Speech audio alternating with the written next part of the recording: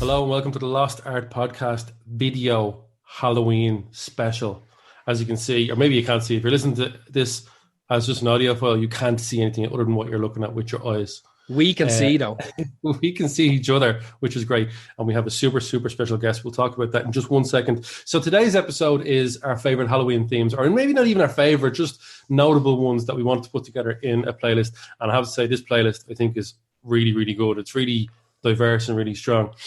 And it is, I like it. Look, we've got a very special guest today. I was just going to say more about the playlist. I was like, no, we're going to be fucking talking about it for 2 hours or whatever. So our special guest is, some of you can see her already, an actual doctor of horror, the host of the absolutely fantastic horror podcast, Deadly Doses, organizer of the Rocky Horror Show in Dublin. Host on the Elaine Show. God, your CV is incredible. And if you didn't get all of that from what we just said, a horror expert, Dr. Sarah Cleary, ladies and gentlemen. Hello. How are you?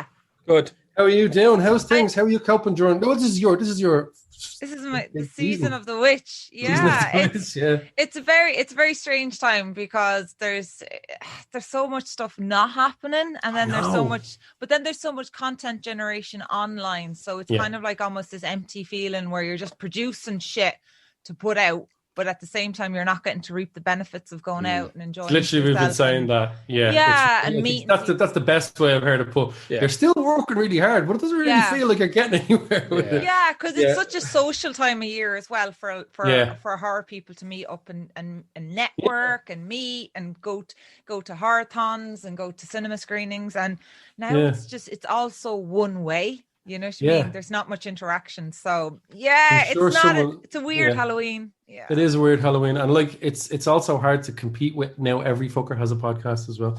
But we were there earlier than most people. We were doing it before lockdown, as far as I know. So look. Yeah. And so But you know what I will say is what I will say is that the one thing about Halloween is that at its heart, it's about storytelling. That's it. A Halloween, whether it goes all the way back to Samhain, which like the Irish invented Halloween, it is at its heart about storytelling. So whether it's podcasts or whether it's films or whether it's stories by the fire or whether it's whatever it is, it's about storytelling. So you can't cancel Halloween. You can't, exactly, yeah. It's about the right week for fucking absolute edgelords to start posting up pictures of turnips as well, isn't it? We invented Halloween. Turnips. Every fucking year, man. Turnips, look, turnips with a face on it.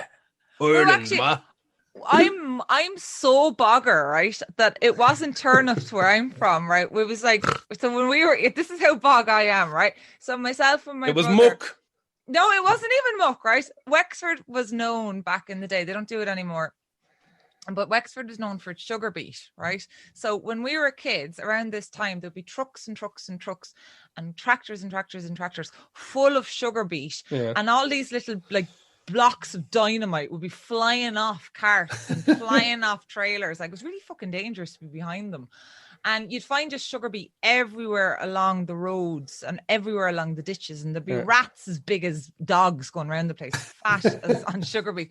But we used to carve out sugar beet pumpkins instead of and they're even harder to I don't even know what a fucking sugar beet is. I know, that's how bog I am. I know there's famous spuds from Wexford and there's famous strawberries.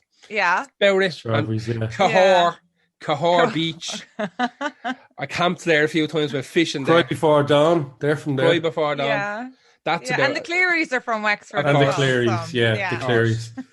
Infamous Clearys, So you're right, though, it is. There's a lot of things about Halloween that you absolutely can't cancel. And if anything, we're already on edge, all of us, so it's like it's a bit of a big horror film kind of happening. That's a very cliche thing to say. No, it's like a horror film. If you go out, there's something chasing you if you go out. Like, it's a mad horror film. You know what I mean? There's a lot of work being done. There's a lot of work being done. Apparently, that horror fans are dealing with lockdown a lot better than non-horror fans because we've already kind of exercised a lot of our anxiety through the cathartic process of watching horror. But that's right? It. I think me and Helman might have said it when this whole thing began. was that we felt like we were ready. All like the minute there was going to be a big global pandemic, we were like, we've been playing video games, reading comic books, and watching absolutely atrocious bullshit movies our entire lives. This is just normal. Like this feels, if it does kick off, I know I have to go to the top of the highest mountain and I'll be grand. That's it. Exactly. You're gonna go to just get out of the city. That's it. Problem solved. You know, we've got our get out bags. We've got everything ready to go. And what I find interesting is all the shit, because this is a lot of my specialisms lie in media effects and moral panics and stuff like that. And what I'm loving is all the stuff that was contraband, all the stuff, all screen time for kids, this argument against violent video games, this argument against overloading children with stimulus via horror films and video games and all this sort of thing. Yeah. This is the stuff that is literally saving people's mental health. Right? Yeah. And it's not turning us all into rampant killers and crazy people running around the place. Yet. That's a great point. It's a great point. It really is a great point. Yeah. You know? These are the things that they said, not too much of that. Now we can't stay home and do all that stuff. Like, stay home. It's great now, is it? Oh, you like it now, do you? Yeah. Never, ever, ever let anyone tell you watching too much violent video games is going to ruin you, because I'm fine. No. Yeah, we all turned out fine.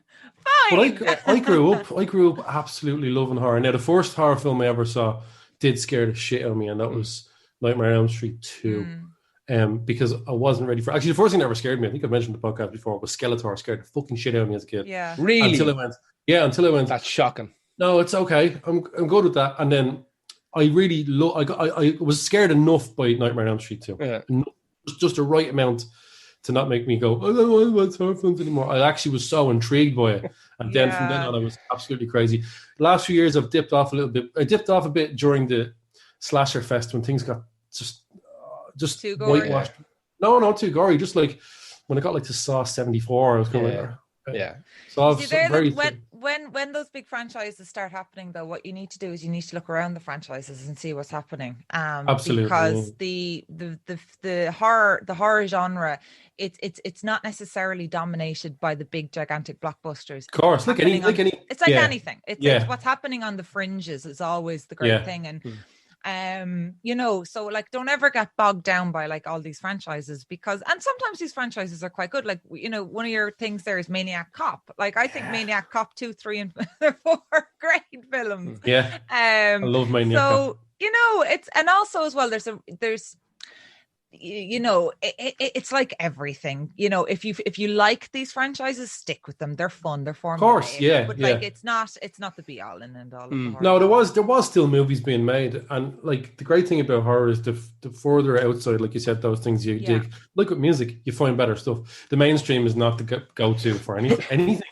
No, Jesus, but now and again there is crossovers. Like, there's Get Out probably was one of the most prolific examples of that it was a massive mainstream success. What I found hilarious about Get Out was that the closer it edged towards the Oscars, it became less of a horror and more of a psychological thriller. I found that hilarious. Same thing. The same thing happened with Silence of the Lambs. Started out as a horror, and by the time it won that Oscar, it was a psychological thriller. I noticed that there is a sort of snub to horror films, and there always has been with the Oscars. It's almost like punk or metal. It's like at the Grammys, like it's an outlier. It's dirty. It gets us into all sorts of troubles with censorship. Like, no, it doesn't. So and people are afraid to. Yeah. It's and the problem a lot of the time is that horror is castigated so often as being the cause of so much damage and harm to kids. When actually, in fact, and we've got so many 80s films here today, actually is great. I love 80s. But the 80s films, actually, they weren't the carrier of harm. They were the messenger of harm. Yeah. And they basically, I was talking to David Weiner, who is the director of the definitive 80s horror documentary, In Search of Darkness. And we were having this conversation about how child-centric the 80s genre was, or the 80s horror film period was. Every horror film, not every, but a lot of horror films made in the 80s, the central premise was, listen to your kids. There is a monster under the bed. There is someone looking in the window. There is a dude out there trying to hurt them in their dreams. I mean, talk about coded language for a guy creeping in the middle of the night and jumping into the bed and harming a kid. fuck? You know, Yeah. these were the sort of things that we were articulating the absolutely inarticulate in the 80s when it comes to child abuse, when it comes to so many issues surrounding children. Just listen to your kids. That's what the 80s horror films were saying. They told you to do it. Yeah, and we didn't. And we didn't. We didn't. Well, I've been really looking forward to this episode because it is going to marry horror movies, and we will. I can already tell you right now, we will be talking far more about the films than the things. So for people who are here just for the music, you'll still get some facts. So not from me. no, that's all right. You'll actually, that's like I said before, you will have to dig us out of a hole and call it on all of the bullshit and all the things that are wrong.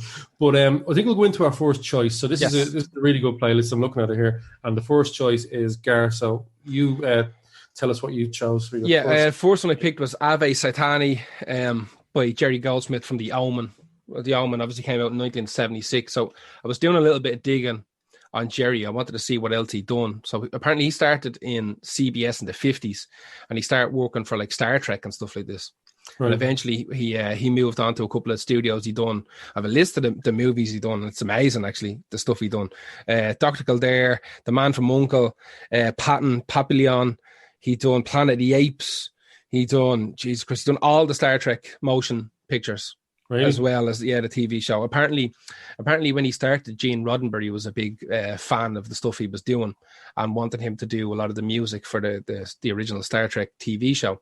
So apparently, the way it worked was when you worked for CBS and you wanted to be a musician, you started off in the typist pool, and when you're in the typist pool, once a week they gave you a couple of hours in the studio just to try and mess around with have some ideas for music, and they'd figure out then if it would fit one of their TV shows or the movies that they were working on. Right. And one of the first things he'd done apparently was something for Star Trek, and Roddenberry heard it and he was like, that's really good, we'll keep him.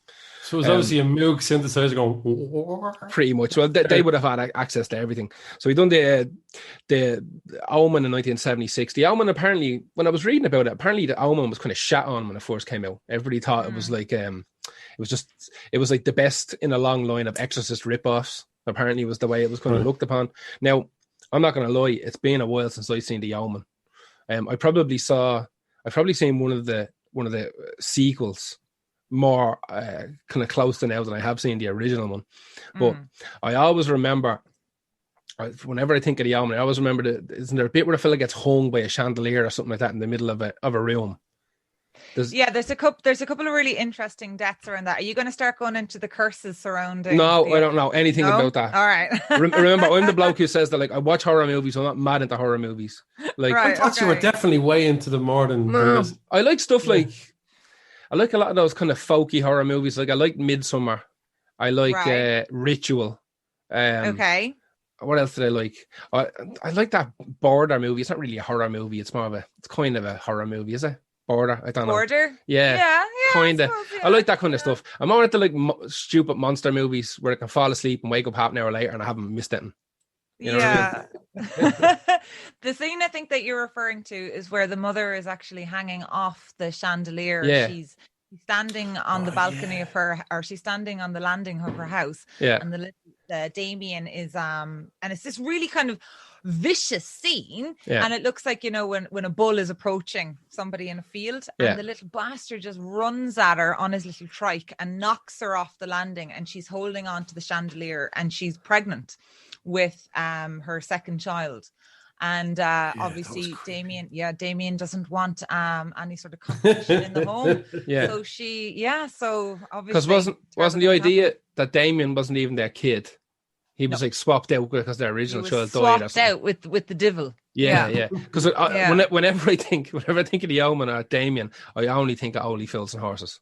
First thing I think of is Del Boy's child, Damien, and Rodney looking for the 666 on his head. And you hear the music, the Ave. That's odd. Yeah, but this piece, Ave Satani, I looked it up. So he the whole movie had 2 Oscar nominations. There was an Oscar won for the soundtrack. For this song actually in particular. Is it a song? Right, it's not a song, it's a piece of music. Like there's a couple of these that are on the playlist that are songs.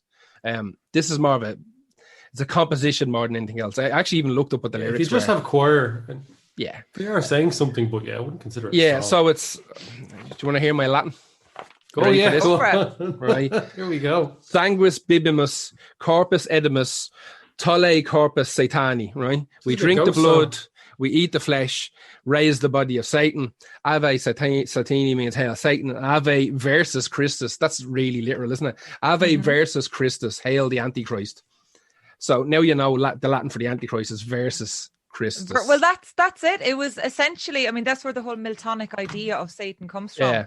Satan, and that's why an awful lot of people subscribe to the temple of the Satanic temple, because essentially it isn't evil. It's just the verses. It's the reverse of God. Yeah. It's the reverse of organized religion. It's the reverse of what kind of like the status quo is. So it's never actually has any connotations with evil. He's evil, a fallen angel. Yeah, because I think it was like the Dead Sea Scrolls and stuff like that expanded upon the idea of Satan, and the rest of a lot of the demons' names and stuff came from the Dead Sea Scrolls. They weren't really in the Bible or anything like that. Yeah, they were made up as opposed to the other stuff. Oh yeah, which is mad real, super real. We found that one in a cave, though. You know what I mean? Yeah. So apparently, there's been 3 different versions of the Omen soundtrack. So the first one that came out was very restrictive. It was only like 30 minutes long. It was missing loads of stuff. So they done a 40th. I think they done a 30th anniversary version, which is an expanded version, and then for the 40th anniversary, they came out with one that had every single piece of like incremental music, every kind of little background synth pad, everything was on there, and it was released in like a vinyl box set and a multi-CD set and stuff like that. Now, again, with a lot of this stuff, I don't know if anybody's going to sit down and listen to the fucking Omen soundtrack, lads, but like it looks real cool on the wall, doesn't it? So shit. like there's loads, there's stuff on this playlist that I would actually buy, right? This I'm never going to put this on. This is just a cool piece of horror music. Well, we could have done a whole podcast on just incidental music that is part of the scores of all these, because that's where it's actual real horror lies. It's actually very rarely in the themes, especially the ones we've picked. It's the incidental stuff like called Alleyway down the bottom, maybe track 18 of the thing. That's the fucking freakiest one on it. So apparently Jerry Goldsmith done the music for Poltergeist as well. He died in 2004 of cancer. He's considered to be one of the most kind of innovative avant-garde film score composers of all time. And just look, the list of stuff he done, lads, is bananas. Like Capricorn 1, which I love Capricorn 1. I'm more of a sci-fi guy than a horror guy, but I like horror as well. Capricorn 1, Logan's Run, Jesus Christ, what else did he do? My writing, lads, is shocking. It wasn't great at the start of the lockdown. It wasn't great at the start of the lockdown. Alien, he done Alien. There you go. Loads of his stuff was taken off Alien, actually, and it was put back again later. What else did he do? All the Rambo movies. Now we're talking gar language. Done all the Rambo. He also done one of my favourite, maybe horror movies, maybe actual. What was the thing you said about when it comes to the Oscars? What's the thrillers? It becomes a psychological thriller. My favourite psychological thriller, The Vanishing, with Kiefer Sutherland. I love that movie. Yeah, horror. He done the music for that as well. Movie. Yeah, it's great. Horror. Yeah, horror. It is a horror film. It is. There's just no monsters in it. For me, there has to be a ghost. It always has to have monsters to make it a horror film for you. So Damien is the monster in The Omen for you then. Because he's the devil's baby. Well, you know what the interesting thing about The Omen was? There's always been this kind of really fun, kind of like slightly risque game of tennis between Catholicism and Protestantism in horror, especially 70s horror, early 70s horror. So you'd Rosemary's Baby, that was very much considered a Protestant text. Then you had the table tennis game of The Exorcist. And the weird thing about The Exorcist is that on the one side of it, you had a lot of priests condemning it, but on the flip side of that, you actually had a lot of, and this came from Rome, you had a lot of priests praising The Exorcist, because essentially, who are the heroes in The Exorcist? Yeah, that's true. 2 Catholic priests. And I adore The Exorcist. It's an amazing film, but it's an incredibly problematic film, I suppose. Jesus, you're going to have about 50% of your listenership just turn off now the second you say this word. No, we love this. I doubt it. No, you're going to have about 50% of the people literally turn off. From a feminist perspective, The Exorcist is a really problem. Yeah, I know. Even Gary's leaving. He's gone now. Like, my dog actually is after leaving the room now. We're quite pro-feminist. I'm an ally, apparently. But from a feminist perspective, it's a really problematic film because it takes a literal father to come in and clean house, because the woman, if she'd have goddamn just stayed at home, looked after her child and not have somebody else rearing it, she wouldn't have gone up into the attic. She wouldn't have made contact with the devil. She wouldn't then have become possessed. So it's a really pro-Catholic, anti-woman, which essentially is Catholicism. Yeah, it is, to be fair. Film. So what happened was The Omen was considered to be the answer to The Exorcist. The Protestants came along and said, you know what? Fuck Catholicism. You didn't win. And The Omen is always considered That's crazy. A Protestant text. Yeah, that's fascinating. Yeah, if you're Catholic in the Omen, you don't get out. You don't get out safe. Interesting. They'll take a win anywhere, both sides, won't they? They will, yeah. So this is really interesting game of tennis being played between the two religions. Yeah, interesting. Yeah. Anyway, that was Ave Satani by Jerry Goldsmith. Obviously, it's a great. Zoom is popping up now with shit on my screen. Go away, Zoom. What's next, Helma? Sarah, I think you're next. You've got your choices next. Yeah, so my next choice is, there's kind of a couple of iterations of this, but I suppose we'll start off with the original of it and it's Vic Mizzy's Addams Family theme. And this came about in 1965, and it's got the whole kind of Beach Boys thing going through it. I just love it. And then the lyrics were added to it then for the TV show, which ran between 1965 and 1966-67, I think. Where it really gets special for me is there was many iterations of it. It was a film in the 70s, and Vic Mizzy came in and he scored that as well. But where it really gets special for me is what Mark Shaman did with it in 1991 and in 1993 for Addams Family and Addams Family Values, which, as far as I'm concerned, are two of the most perfect films that were ever made, especially Addams Family Values. I don't know which one I prefer, but I loved both of them. You do. I think if I was to, I'm never been a whole kind of Beach Boys type of girl, surfer girl. I'm not really into my Americana that much. So I think I would probably veer towards the more modern 30 years ago, modern interpretation of Mark Shaman's 1991 version of it. It's just... No, I just mean which Addams Family of the 90s I prefer. Of the 90s? Definitely, it's the Values, hands down. It's the Values. Because every time I try and think of something that happened in the first one, I think of something that happened in Values, and then, that was Values actually. Yeah. But I still love the first one, but every time I think of something, so Values is more iconic. Has to be more visually. I think so. And of course, then you've got Raul Julia playing Gomez Adams, and sadly he died. M. Bison, he played M. Bison. That's all he'll ever be. Good. He was too good for that film. Like, you could see halfway through that film, he was like, oh God. Yeah. And do you know what? He was actually amazing humanitarian as well in real life. He was just one of these really good guys.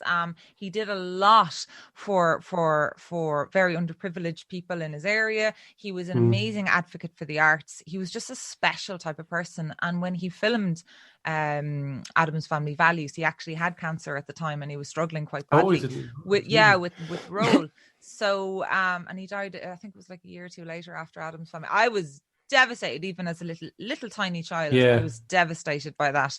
But then you had my other lover in my life, Tim Curry, came in, and he did the third Addams Family Values. There was a third one. There was a third one that people don't really talk about. You Daryl Hannah. Remember that. You Daryl Hannah as Morticia Addams, and my beloved Frankenfurter, Tim Curry, played Gomez Adams. But I do not remember that at all. Straight to Are you allowed to be that blonde and be a Morticia? Because it's very hard to remember. Daryl Hannah, like you're thinking, it's so weird to see Daryl Hannah with, although he's there in Kill Bill 2 with dark hair. But even that was like, when someone is established as the most blonde persons that ever existed. Yeah. It was a straight to video job. But I think just getting back to the music of it, and again, guys, you know, I know I'm on hallowed territory with you guys in terms of music appreciation, but I think from a very lay perspective and somebody who is very ignorant of the kind of intricacies of music, one thing I love about the Barry Sonnenfield's 1991 and 1993 is it gives this whimsy, Aristotelian kind of Aristotic a feel to what was quite a clumsy and kind of kooky affair. The music is raised with this amazing orchestra, it raises the entire film for me. Especially the intro, you feel it in the intro of that film. It's really sweeping. You know, like, whoa, it's very sweeping. More modern. Yeah. And it was also the music for my I walked down the aisle as a married woman to it. That's right. I think I pressed play on that. I think you pressed play. That's it, Paul. You were actually my maestro man from the wedding, and you pressed play. And my bridal party walked down to Vic. It was Mizzy. Brilliant. It was Vic Mizzy. Vic Mizzy's version that we walked back down the aisle to. It was actually the theme tune from Rocky. That I walked up the aisle to. Up the aisle to, that's right. Wasn't it Mickey's theme? Mickey's theme. Yeah. It was the most beautiful piece of music ever. If you get me back on for a Rocky, Rocky is my other love. So get me back on for that. Yeah, we can do it. If me and Gara ever get married, I think our song would be what was it? What would your song be? Black Hole Sun. Oh, that's a bit of a cliche. Come on. I don't know. Me and Helma got married. There's somebody. People can post that up on Facebook for us. What would if me and Helma get married? What would? There we go. There, comment on what our songs would be. Yeah. You can tell it. They can tell us. But I mean, the Addams Family is one of the, again, it's just such a recognizable song, and there is. There's vast differences between the versions, actually, if you think about it. Like, there is. Where Vic Mizzy was coming from, he was actually very much worked in TV, and he did, it wasn't horror, a lot of the stuff he was doing.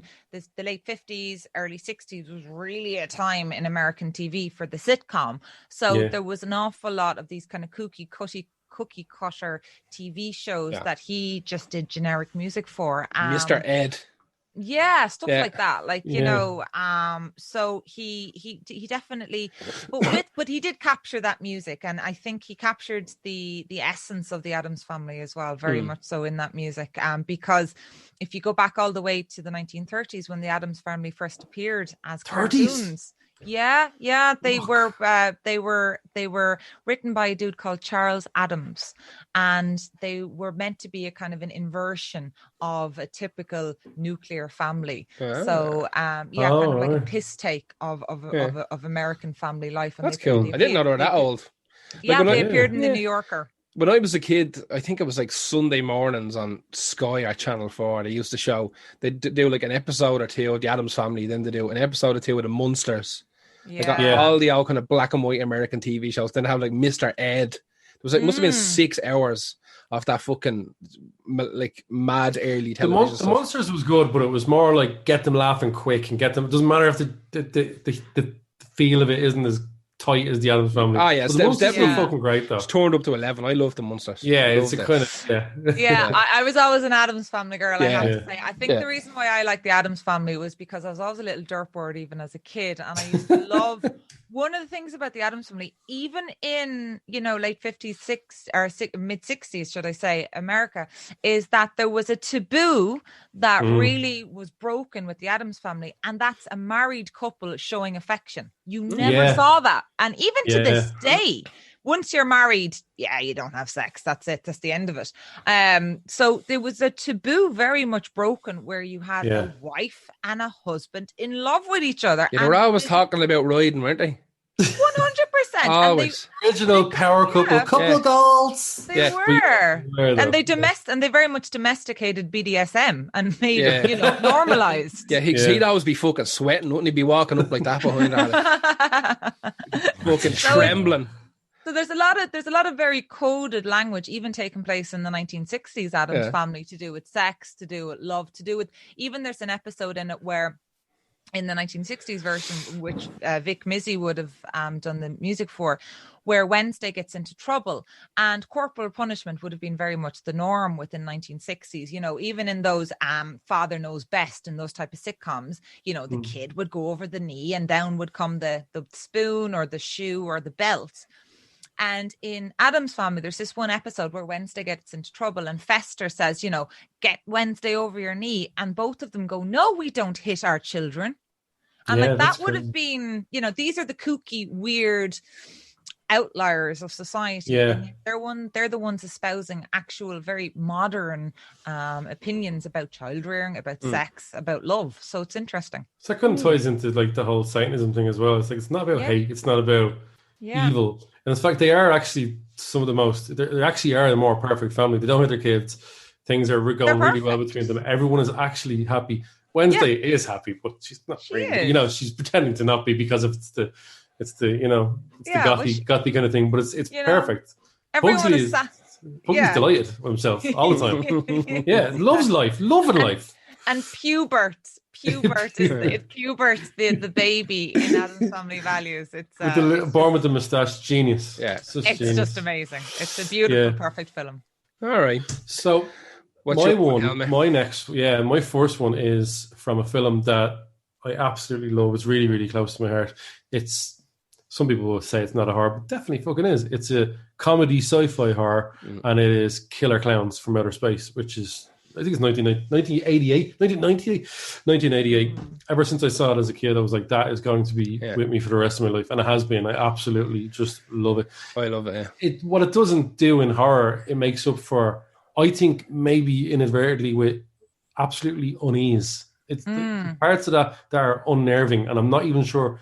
I'm sure there's times when the Chiodo brothers wanted it to be touching on scary, or funny, and they've just got the wires slightly, or maybe you know what, they're genius. They probably did it on purpose. But there's times where you're just watching it, I feel really uneasy watching it because nothing particularly horror is happening. It's just slowly set. You'll see one of them walking in, but just the look of those costumes is enough to, as a kid, freak the shit out of you. I love well designed. It's around that time. When did Attack of the Killer Tomatoes and all come out? That would have been. Yeah, they were my favorite as well. That's around mid-80s, I think. Yeah, that level of garbage. That's you're speaking my language there. Critters, I love that. Yeah, critters, stuff like this. Ghoulies. Those, those guys did. The Shoutout did do. The brothers did the costumes for Critters and Team America. Weirdly enough, as well. I tried to watch that new Critters TV show there the other night. Is there a Critters TV show? Oh, I heard about that. Yeah. Each episode's like 10 minutes long. I don't know what's going on, man. No. Okay. Well, obviously the song is Killer Clowns from Outer Space, the title theme done by the Dickies, Californian power punk band. I'm not mad into power pop punk or pop punk, but I still have to like the What Dickies. is that? What is that? Define that for the uninitiated. Power pop is pop done with, I guess, rock instruments. So it's like pop rock, but it's done, instead of heavy on the rock, it's just very pop. If you could change the instruments out and it'd still be just an absolute pop song. Who it's would high be a intensity. mainstream example of it? Cheap Trick, pop. Maybe. Cheap Trick was like that kind of really upbeat, happy. Right. Okay. Who else? Modern days who. Green Day would have been one of the bands that would have changed from like a pop punk band into like a power pop of band as well. Like, you know, it's where the teams don't have to be as punky, juvenile or punky or like anti-establishment. Avril Lavigne, kind of. Yeah, absolutely. Yeah, that would have been it. Yeah, she would have marketed herself as emo punk, but that is power pop. It is power pop. Yeah. Right. Okay. Paramore as well are kind of power pop. Yeah. Right. Okay. Power pop is not something any band I've ever heard call themselves. No, this is. Is it a slur? No, is it a slur? It's something that pricks say about bands like us. Yeah, but the band would never say it. Is that like that word that I found out about a few years ago, and I'm still roaring laughing at? I think I actually found out about it in the Thomas House. Would you be that the second time I was ever in there?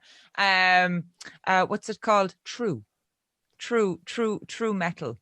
Oh, those true. songs? Like yeah, cult metal with a K. I no. found out about that, and I was like, someone was being serious talking to me about it, and I went, "What are you actually talking No. There's about?" loads of names for things that are just Don't made listen up to metalers ever. Ever. Yeah, shocking. Ever. Yeah. So we'll talk about the song briefly. It is riff-wise, it starts with such an amazing riff based on the carnival, the typical classic quintessential carnival music. But then it turns into what sounds like a kind of proggy song with the keyboards. It sounds like Yes. I honestly think this song sounds like it could have been the child of like Mr. Bungle, Yes, and Cheap Trick, possibly, yeah. The drummer I want to talk about really briefly is the drummer from the last Captain Beefheart album and the first Red Hot Chili Peppers album, which is mental. He's also Cliff Martinez. That's his name. And he did the music for Drive, the movie Drive. I only found all this. I was like, I can't believe I own 2 Cliff Martinez albums. Briefly, just let you know, one of them is not that Red Hot Chili Peppers album. I never will be. Yeah, we had the Dickies play in Thomas House a couple of years ago, and they were fantastic. They played this song. I've been a Dickies fan for years and years. I got this before you picked it. I was absolutely taking this, and I saw Helmut on it. I was like, "Oh, you fucking prick!" I guess I'll just pick some fucking type of music instead. So this is like literally the only place where like my musical interests in horror ever would match, and Helmut steals it. Yeah, exactly. Yeah. And I love this song. And this song is one of their most famous songs, probably the Banana Split song. Right. The TV show. Yeah. So that's the Dickies as well. Do a version, that very famous version of it. So that's probably their number 1 song. Say number 2 or 3. Anyway, the top 3 is definitely the Killer Clown song. Yeah, I think it's genuinely such an incredible song. It's super. I wouldn't be mad into Dickies. I do have a lot of respect for them. And certain pop punk bands like the Descendants are kind of poppy, where they don't rely on nasally crybaby singing. I love that. Yeah. I can listen to that. The singer from the Dickies is batshit mad. I mean, full mental. Like Leonard Graves. Leonard Graves, yeah. He's the only member I think still. Him and Stan Lee, the guitarist. Stan Lee, yeah. And those when they walked into the pub, and they were like, "All right, yeah. So where's the venue?" And I'm like, "You're in it, like is this not the changing room?" There, no, there's no changing room. Like, you're in the venue right now. And the band turned around and were like, "All right, this is cool. And the singer Leonard was like, "Absolutely not," and he just walked out. Straight out the front door, left. No. And the band had to go out. I did play, yeah. They had to go out and get him. And he came back in. He apologized. That's good. Played a fucking stormer. And when they finished the gig, they had to go. I think they had to go and get a ferry to Wales or something like that. And while they were on the ferry to Wales, he posted something up on their Facebook page saying that was one of their favorite gigs that they've played in years, and definitely the best gig they've played in Europe in about 20 years, because they haven't. Everyone else books them in these big, giant, like 1,000 capacity rooms, and we threw them in a room that holds 80 people. Look at a fucking humble pie for you, man. Yeah, exactly. So he posted up himself. Get in the spit. That was the whole idea. Like, that's like the whole concept of those gigs. Is that like we could put them on a bigger venue, you know, but the idea is to put them in a tiny room for the people who are obsessed with the Dickies. You get to see them in a room where you can literally touch them, you know. And fair play to him. He posted up afterwards that like it was the best gig they'd done in years. They fucking loved doing it, and they want to come back the next time and blah blah blah blah blah. But it was around that time that I think just before they'd gone the European tour, it was some anniversary of Killer Clowns. And they were invited to, like, is it like Red Rock Amphitheater or something like that in Colorado? Was that 2016? This would have been around then, yeah, because that's when they released the Killer Clowns from Outer Space vinyl. Yes, re-release. Yeah. Well, apparently they were invited to do a gig in that kind of natural amphitheater outside, and they had a full orchestra and everyone with them, and they only played that song. So they played the movie. They had a big giant screen in the amphitheater, and the band come out and played the intro to the movie with the full orchestra and the keyboards, the whole shebang, and then the movie starts and they fucked off. And it's up on YouTube. It's fucking amazing how it's done. Amazing. Experience. Jesus. So I tried to pick my favorite films and my favorite themes and see which one's married together. This is the one that met the highest criteria of both of those two things together, like the highest film and highest song. Later on, we'll see how that didn't work out too well. But yeah, I loved the fact that this is a standalone film, although there was supposed to be a sequel, Return of the Killer Clowns from Outer Space 3D, which was obviously in development while 3D films were still popular. Remember 3D films? Remember they resurgence in them, and everyone went out and bought the TVs, and I was like, oh wait. It just never really caught on. I think we're just kind of, and even within the horror genre, I mean, you saw like My Bloody Valentine and a few films like that, and Prom Night, and they did the whole 3D, but it was just, we never really got into them. No. I think the last one I saw was Avatar, to be brutally honest with you. Right. I remember when I was about 13 and we were staying down in Wicklow. And it was Halloween. It was probably 1993 or 1994. And there was a whole thing with what was the newspaper? It might have been it's the Indo or something. It had been some Irish newspaper, not a Dublin one. And they were giving away, they had 3D glasses stapled to the front of every newspaper. Yeah, I remember those things. And it was like Halloween night. They were going to show 3 or 4 3D movies on the telly. Mm-hmm. And we were so fucking happy. Me and my sister were we ran out, bought 2 copies of the newspaper, and we were running around with the 3D glasses, getting ready to watch 3D films. We literally thought shit was going to come and get us. Yes, you do, don't you? And we were freaked the fuck out. We were ready. We were running around waiting until 6 o'clock or whatever, channel RTE, Network 2 at the time, would have been getting ready to show all these movies. And we went over to my auntie's house, because the house we had in Wicklow had no telly, barely had electricity, but there's no telly there. We ran down to my auntie's house in Shillelagh to watch these films. And we're running in with the glasses, and we're like, turn the telly on. She had a fucking black and white telly. Oh no! So, still to this day, I have never seen anything. Was broke. I've never seen anything with those proper little glasses. The first 3D film I ever saw was on VHS. I was trying to find a date for it there, and it was a horror film, and it was Freddy's Dead, because that came with 3D glass. Taylor Carr's got his 3D glasses. Have them on me now. And I remember thinking there was only certain parts of it. I think there was a Molotov at some point in it, or someone tries to burn Freddy.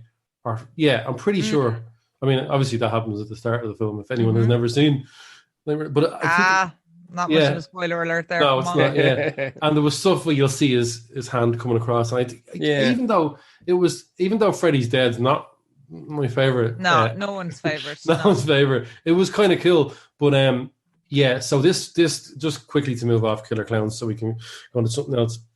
That's not going to happen, because Sci-Fi in 2018 said they wanted to buy it, but then there was that merger between Disney and Fox, and now it's in the bin.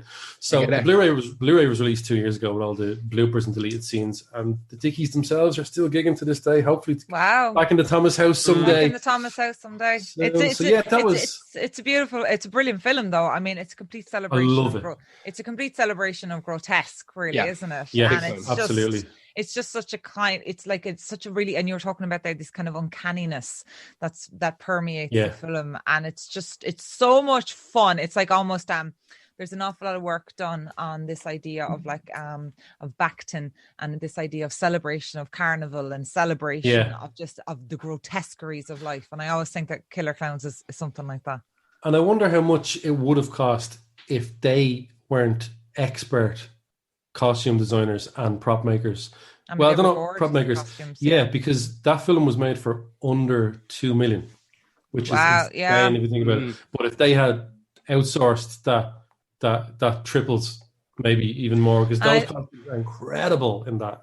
And unfortunately, if that film had been made now, all of that would have been CGI. Yeah. CGI it wouldn't have had the realness. Yeah, it wouldn't have had the kind of the visceralness to it. Yeah, you could even see there was parts of that with foam, and it looked sometimes bad a little bit, but it was present. It was the design. If you look at the design of something like all the characters in Nightmare Before Christmas, they are all perfectly designed, iconic characters. Yeah, they all look the part, and every clown in Killer Clowns looks exactly the way it's supposed to. There was something about that era of movies where stuff was real, and you got to see. Yeah, you got to see real things on the screen. It's like, I'm all about that. I can't watch CGI stuff. I can, but it's not supposed to take me out completely. And really bad effects don't take me out. CGI, no matter how well it's done, and I know it, that uncanny valley Yeah, you lose it. I remember watching. My missus had never seen The Thing, and The Thing is probably one of my favorite films of all time. Yeah. John Carpenter's. The Thing. Yeah, and we watched The Thing, and then I was like, there's a second one. So really, I was like, yeah, it's like modern enough now, but it's like it's meant to be the story of like kind of like a prequel. Whichever way it was. What do they call them?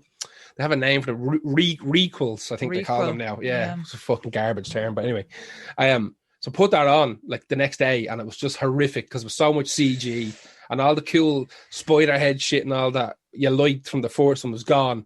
And like they even CG dogs and everyone's like, what's the fuck? Yeah, it's just not that. They should have stopped with Jurassic Park. That was, I remember seeing that as a kid and thinking that this was actually magic. What I was seeing on the screen. You know, that first scene where I'm betraying now my childhood, Sarah, by not knowing the name of the dinosaurs with the big long necks. The Brontosaurus. Brontosauruses. Yeah. Sarah. I think it's she's a screaming inside you going, what are you talking about? Because like, I mean, I was like, you know, we went up to Dino Live in Dublin Zoo and everything. Like, it was amazing. But anyway, you know that scene when the Brontosauruses are running? The first one you see walking out. And they see them for the first time. That was kind of like, yes, that was the type of magic I think that people in the 1930s would have experienced when they saw the first surgence of the golden age of Hollywood horror. You know, that kind of that magic effect. Yeah. People saw King Kong for the first time and started running. Yes. I remember seeing Jurassic Park and thinking this was magic. Yeah. They actually made dinosaurs for this film. There's no other way of doing it. Yeah. And I just don't think CGI has that effect in the 21st century. No, unless the entire thing is CG, it doesn't work. Your brain, people's brains are doing things that subconsciously they don't know about. There's little messages saying that lighting is completely wrong and it's shiny and it's weird and it's not sitting into the thing. Your brain might not be saying that directly to you, but these little things are popping up in people's brains. Your eyes. Instinctually, you're kind of like, I can't figure out what about this I'm not finding, but animatronics and stuff like that from the first stop time. Motion, you can't beat it. I think the first time I really saw it would have been Jason the Argonauts with stuff. With the skeletons rising up. Oh, unbelievable. God. And then the first time I saw American Werewolf, I fucking shot myself. The transformation scene. It's too much for me as a kid. I was like, it's too real. But then we got Thriller out of it. So and we also got a new Oscar category. Rick Baker won that. Rick Baker won the first Oscar for special effects for American Werewolf. Very cool. Yeah, that's cool. Very cool. So look, that's my killer clowns. I think Gary, you're next. I'm next. Right, so I think it's the first of many John Carpenters that are going to appear on this show. So I picked a weird one, and I picked music from Ghosts of Mars. I picked a song called "Fight Train," and the reason I picked Ghosts of Mars is, like, I've always been a big Carpenter fan, but when Ghosts of Mars came out, I was just I was in the right moment in my life to have like John Carpenter, Ice Cube, and Anthrax all in the same mix. It's like this triangle this triangle of amazingness that happened. So apparently what happened was Carpenter wanted to make this movie. First of all, this movie was supposed to be a sequel to Escape from Los Angeles. So it's meant to be the third in the Escape from New York trilogy. But the studio were like, listen, Escape from LA made like big fat zero amount of money and you're not allowed to do it. I liked it. Yeah, exactly. I love Ghost of Mars. I think it's just bullshit throwaway. I liked the second. Yeah, it's fine. Yeah, I do too. It's fine. The basketball scene is ridiculous. Oh, it's ridiculous. Isn't it the surfing scene as well? Doesn't he go fucking surfing on a tidal wave and all? There's some absolute garbage. Or the plastic surgery scene. Oh, I love that. Bruce Campbell, isn't it? Is Bruce Campbell the plastic surgeon? Yeah. Yeah, it's the first one is standard kind of dystopian garbage, and the second one is almost a hammy version of it that people couldn't really cope with. Everyone had so much fun in that film. Oh yeah, absolutely. Yeah, but apparently it just didn't translate into money. So he said, "Listen, we'll just make another thing," because the main character, Ice Cube's character, was supposed to be Snake Plissken in this, and they were saying no. So apparently, this is fucking mad weird. Apparently, Ice Cube's character, I can't remember his name, something Jones. fucking Apocalypse Jones or something like that was his name. Something like that. That character was meant to be played by Jason Statham, because Carpenter really liked him. And the studio were like, no, you can't have Jason Statham. You have to have fucking Ice Cube. It has to be Ice Cube. And he goes, who the fuck is Ice Cube? So I said, right, I'll give me Ice Cube, then all right. So Natasha Henstridge is in it as well as like kind of second lead. And she was meant to be, her character's meant to be played by Courtney Love. And apparently Courtney Love couldn't do it because the fella she was going out with at the time in 2001, when they were getting ready to shoot this, his ex-wife ran her over in a car and smashed her foot up or something like that. So she couldn't do the physical training. Part for the course being Courtney Love, really. Exactly, yeah. It's karma. And we don't know if she's a murderer. She's absolutely a murderess. 100%. Oh my God. She killed Court. Anyway, so what? Sensational. What Carpenter done was they made the movie. He was like, this film's okay. We might need to jazz this up a little bit. So he had done his normal thing, wrote, directed, scored it. He had the whole score sitting there.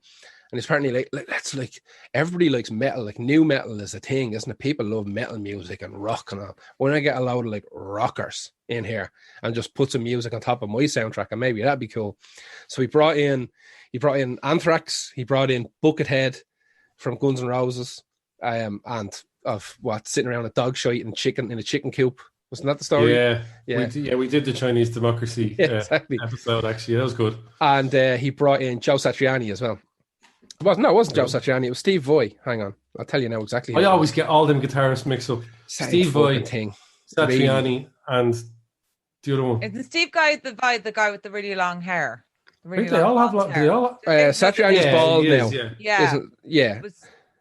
I wrote it down and I can't fucking find it. When we Malmsteen, I always mixed it all. Even he's a completely different name. I mixed them all up all the time. Yeah. Solo guitar. I never want to listen to a solo guitarist ever.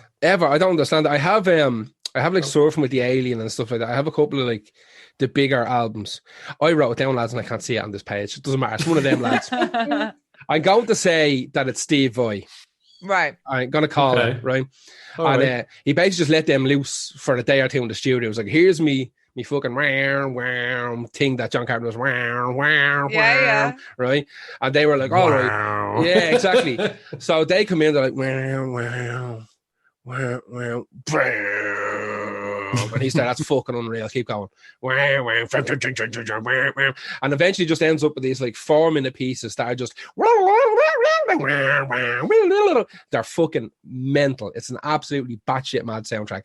And people were giving out when the movie came out because basically for the entire film, there's just this throughout the whole film. That's distracting for a horror movie. Yeah. Like none of the cues, like the actual movie cues hit with the music because it's just this constant. But when you listen to them on the road, it constantly sounds like there's a wrestler about to come out. That's exactly just the Rock's coming out or something. Yeah. So it's what happened was loads of the kind of incidental background music that was Carpenter's just synthy stuff was never included on the soundtrack, and it's still not available to this day.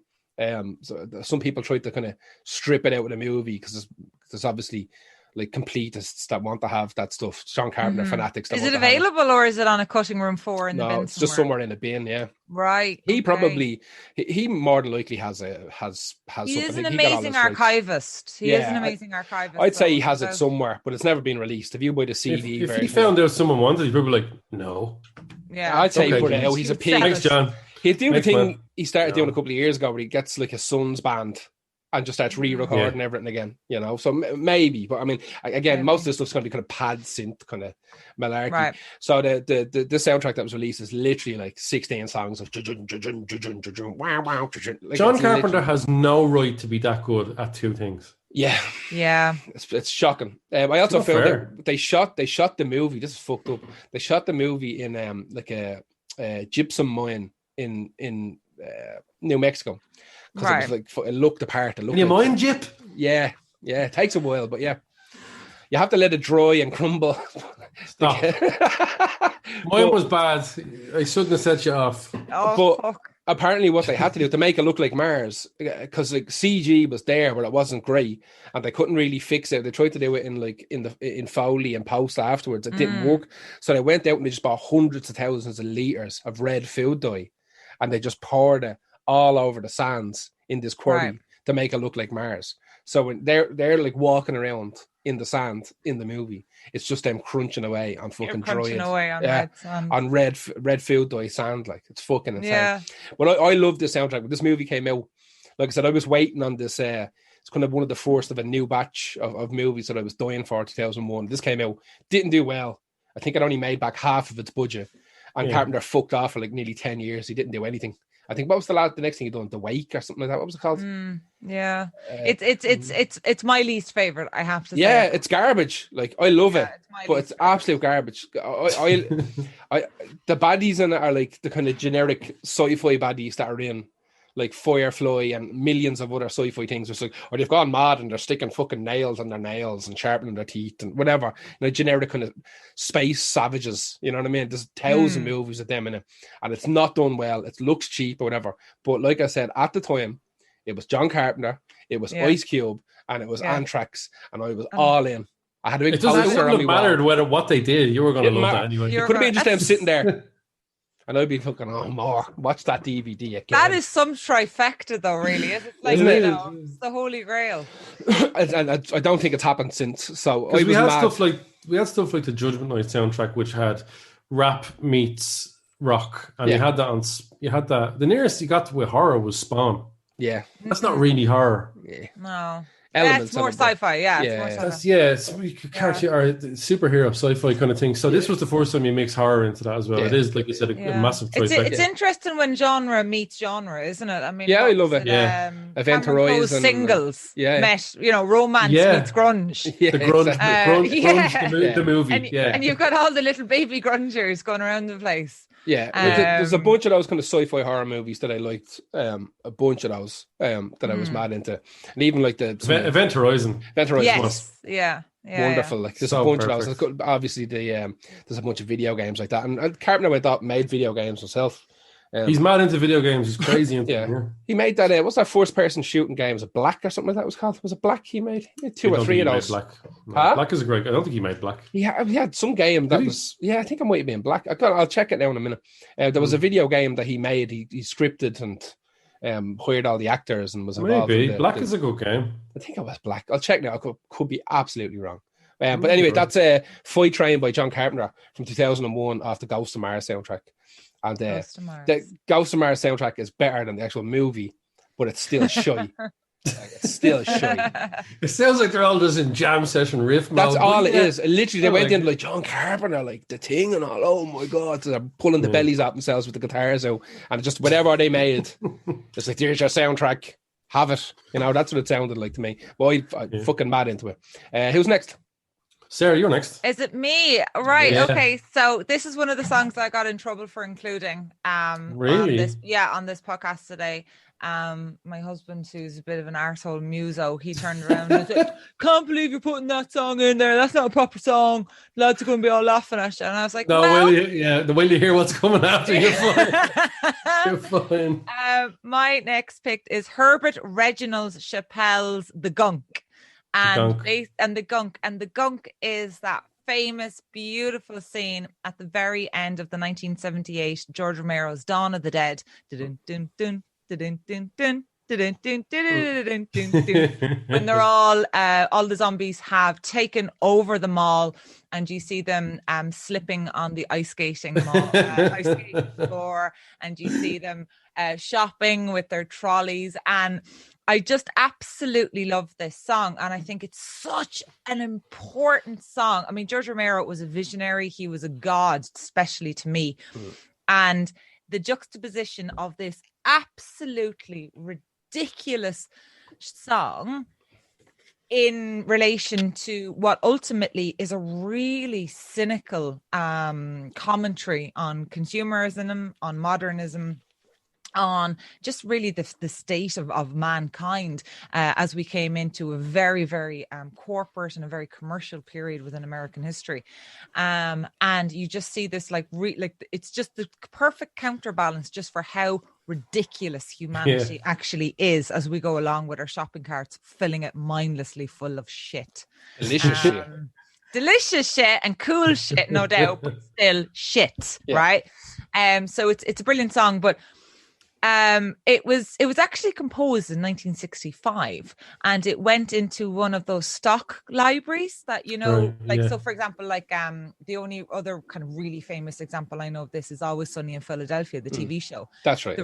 The reason they use that music at the start is not for any clever meta. It was free. It's because it was free. Yeah. And George Romero used to release them.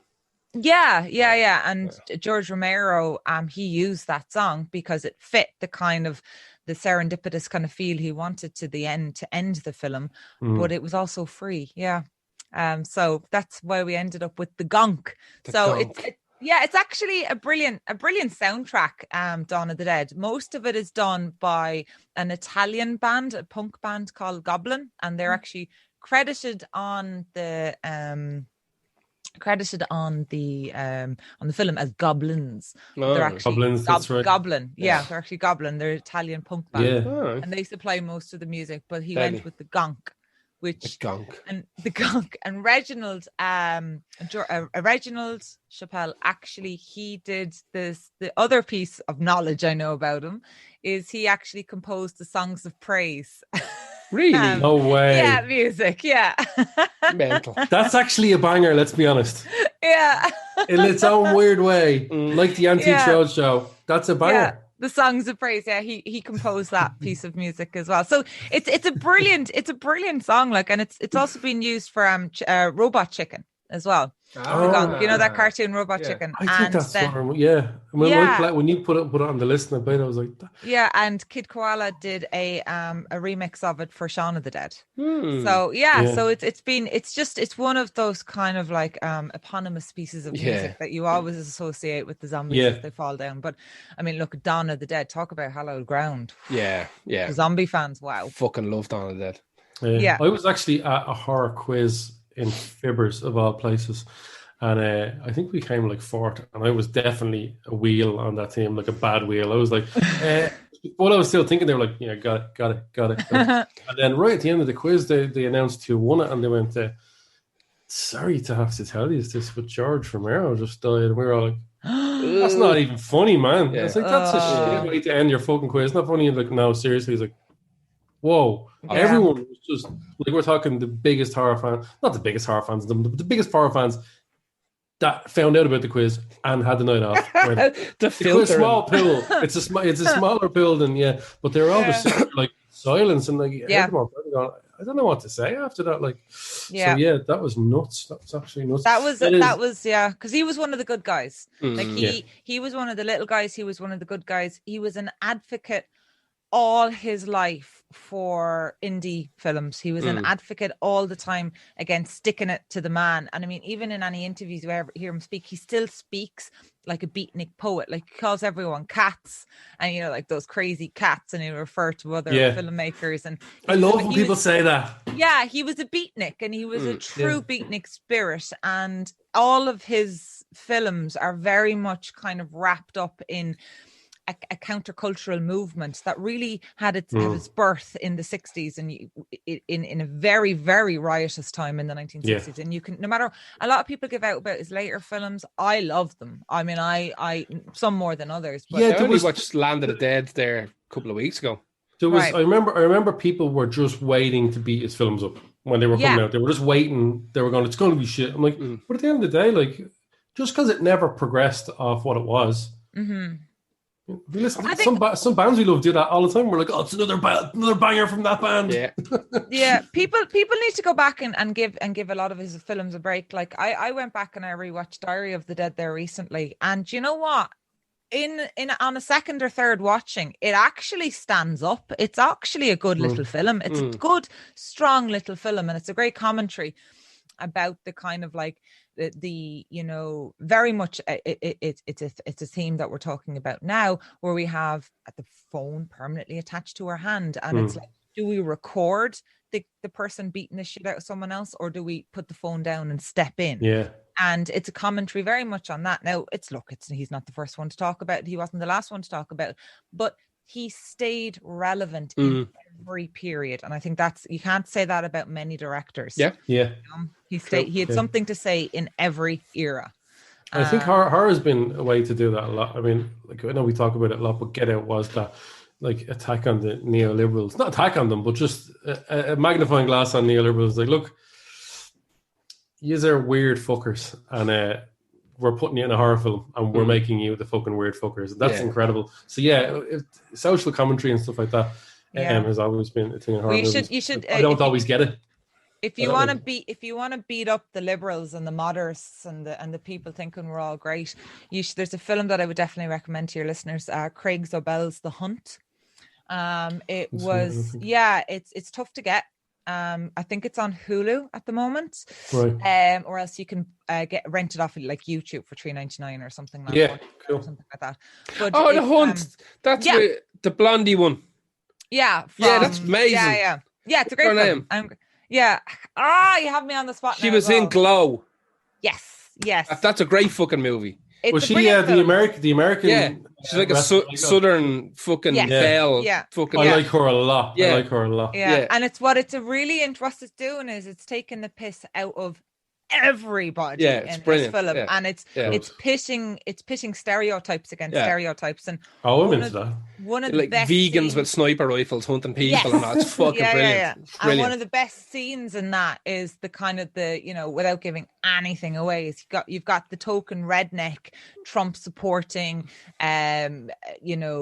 Republican asshole walks into the room, and she's pitched against the refined blue blood liberal. And she's talking about how to cut the perfect tomato. And there's this great interplay between them. But basically, the alleged redneck liberal or redneck Republican, there's classical music playing, and she puts her gun down on the table and says, "Are we going to listen to Beethoven all day, or are we going to fucking do this?" And it's a great commentary. It's basically saying, will you stop judging people and putting people into boxes, because that's actually not how humanity works. And all it's doing is driving the extremists further and further apart and giving them more. It does, unfortunately. Like it's hard to not get angry, and when you do, it does push you away. Like, I probably could have done that better, but I'm fucking lazy and I'm on the internet and I've got a few seconds to say this. That's the problem. It's that it's easier to put labels. It's easier to it's that famous Noam Chomsky quote where no one looks in the mirror and sees a monster. Everybody thinks they're even like those London bombers, those whatever dickhead you want to call it, everyone thinks they've got a reason to be doing something, and that's kind of what horror does. Horror explores the monster and breaks it down and says, what, there might be a rationale here, you mightn't like it, but it's there. And I might not want to think about it, but no, because it makes your brain hurt. And it makes me think I'm have to go back and think about the times I was wrong. So ew, don't do that. So that was the dog. I'm up next. So. Yeah. I'm up with an absolute. You know what? I listened to this earlier. When I thought about making this list, I wanted to incorporate my favorite horror films and my favorite horror themes, like I said, and marry them. And some horror films have some of my favorite horror themes, but Maniac Cop 2 doesn't. But I'm still picking it. It really fucking doesn't. It has the Maniac Cop rap. Now, before I talk about the song, the movie Maniac Cop 2 is the best Maniac Cop. I'm not hearing any other way about it. 1 and 2 are phenomenal. 3 is a bit messy. And they are, well, I'll get into what they're doing with that later. But it's a Larry Cohn movie, and he's just phenomenal. And Robert Zarr, who died, he's probably 10 years ago now, Robert Zarr died, returning as Matthew Cordell, I think, is an undead police officer who is a serial killer because he was murdered. You don't need any more reason than that. That's enough to run out and watch this, really, isn't it? He's Jason with a badge. Yeah, that's what he is. And a jaw. Robert, that's a real jaw. It's an amazing jaw. That's Robert Zarr's actual jaw. Like, you see pictures of him, you're like, just fucking Rocky Dennis, man. It's a prosthetic, don't you? Yeah, you do. Seriously, you'd expect Cher to be standing beside him going, "It's okay, Rocky, you're going to be okay." It's the song is so ropey that I had to add it. This is just like it's another Addams Family groove. It's another Vanilla Ice's ninja rap. It's It's a fucking bat dance. It's the Bartman. It's just one of those songs that a rap song in a movie that doesn't quite fit it really well. Like, although the bat dance was a pretty good song, in fairness to Prince, it doesn't fit. So rap doesn't fit some genres, and horror, it certainly doesn't. It didn't. No. It didn't in Addams Family, but this is the first of. It's actually could be an example of horrorcore, which is horror theme rap. It's one of the first ones. So it's the music by Jay Chataway and Peter Levin, who did the overall score, as far as I know. Lyrics by Wayne Lammers, but it's performed by two people I've never heard of, and probably were never really heard of again, because it was Maniac Cop 2. It wasn't the Addams Family. They couldn't afford fucking MC Hammer, or as I found out, Michael Jackson, who did the second song, and it was taken off it. I only found that out today. Actually, I was looking at Addams Family stuff. I was like, Michael Jackson did the song for the second one, but it was taken off. And there's a demo over here, and it's again, it wouldn't have worked. I'm glad it didn't happen. It wouldn't have worked. But actually, if you'd have heard the MC song or MC Hammer song in out context, you would have said the same thing. Yeah, I actually do like that song in its own way. But yeah, it's by Yeshua Barnes and Brian B. Dubs Woods. It sounds like Kid and Play doing a Halloween song. It's fucking shocking, like it really, really is. And the lyrics are, it's just like, there's a maniac cop coming to your town. You better watch yourself around. And it's just, have a listen to it if you want. You won't make it the whole way through. But the reason I picked it is because I love Maniac Cop so much. I wanted to talk about Maniac Cop. And I don't know another chance I'll get to talk about Maniac Cop on It's probably not going to happen again, let's be honest. So I was like, here, I just want to talk. Now we can look back and talk about the movie. This is a terrible song, and it's a great example of,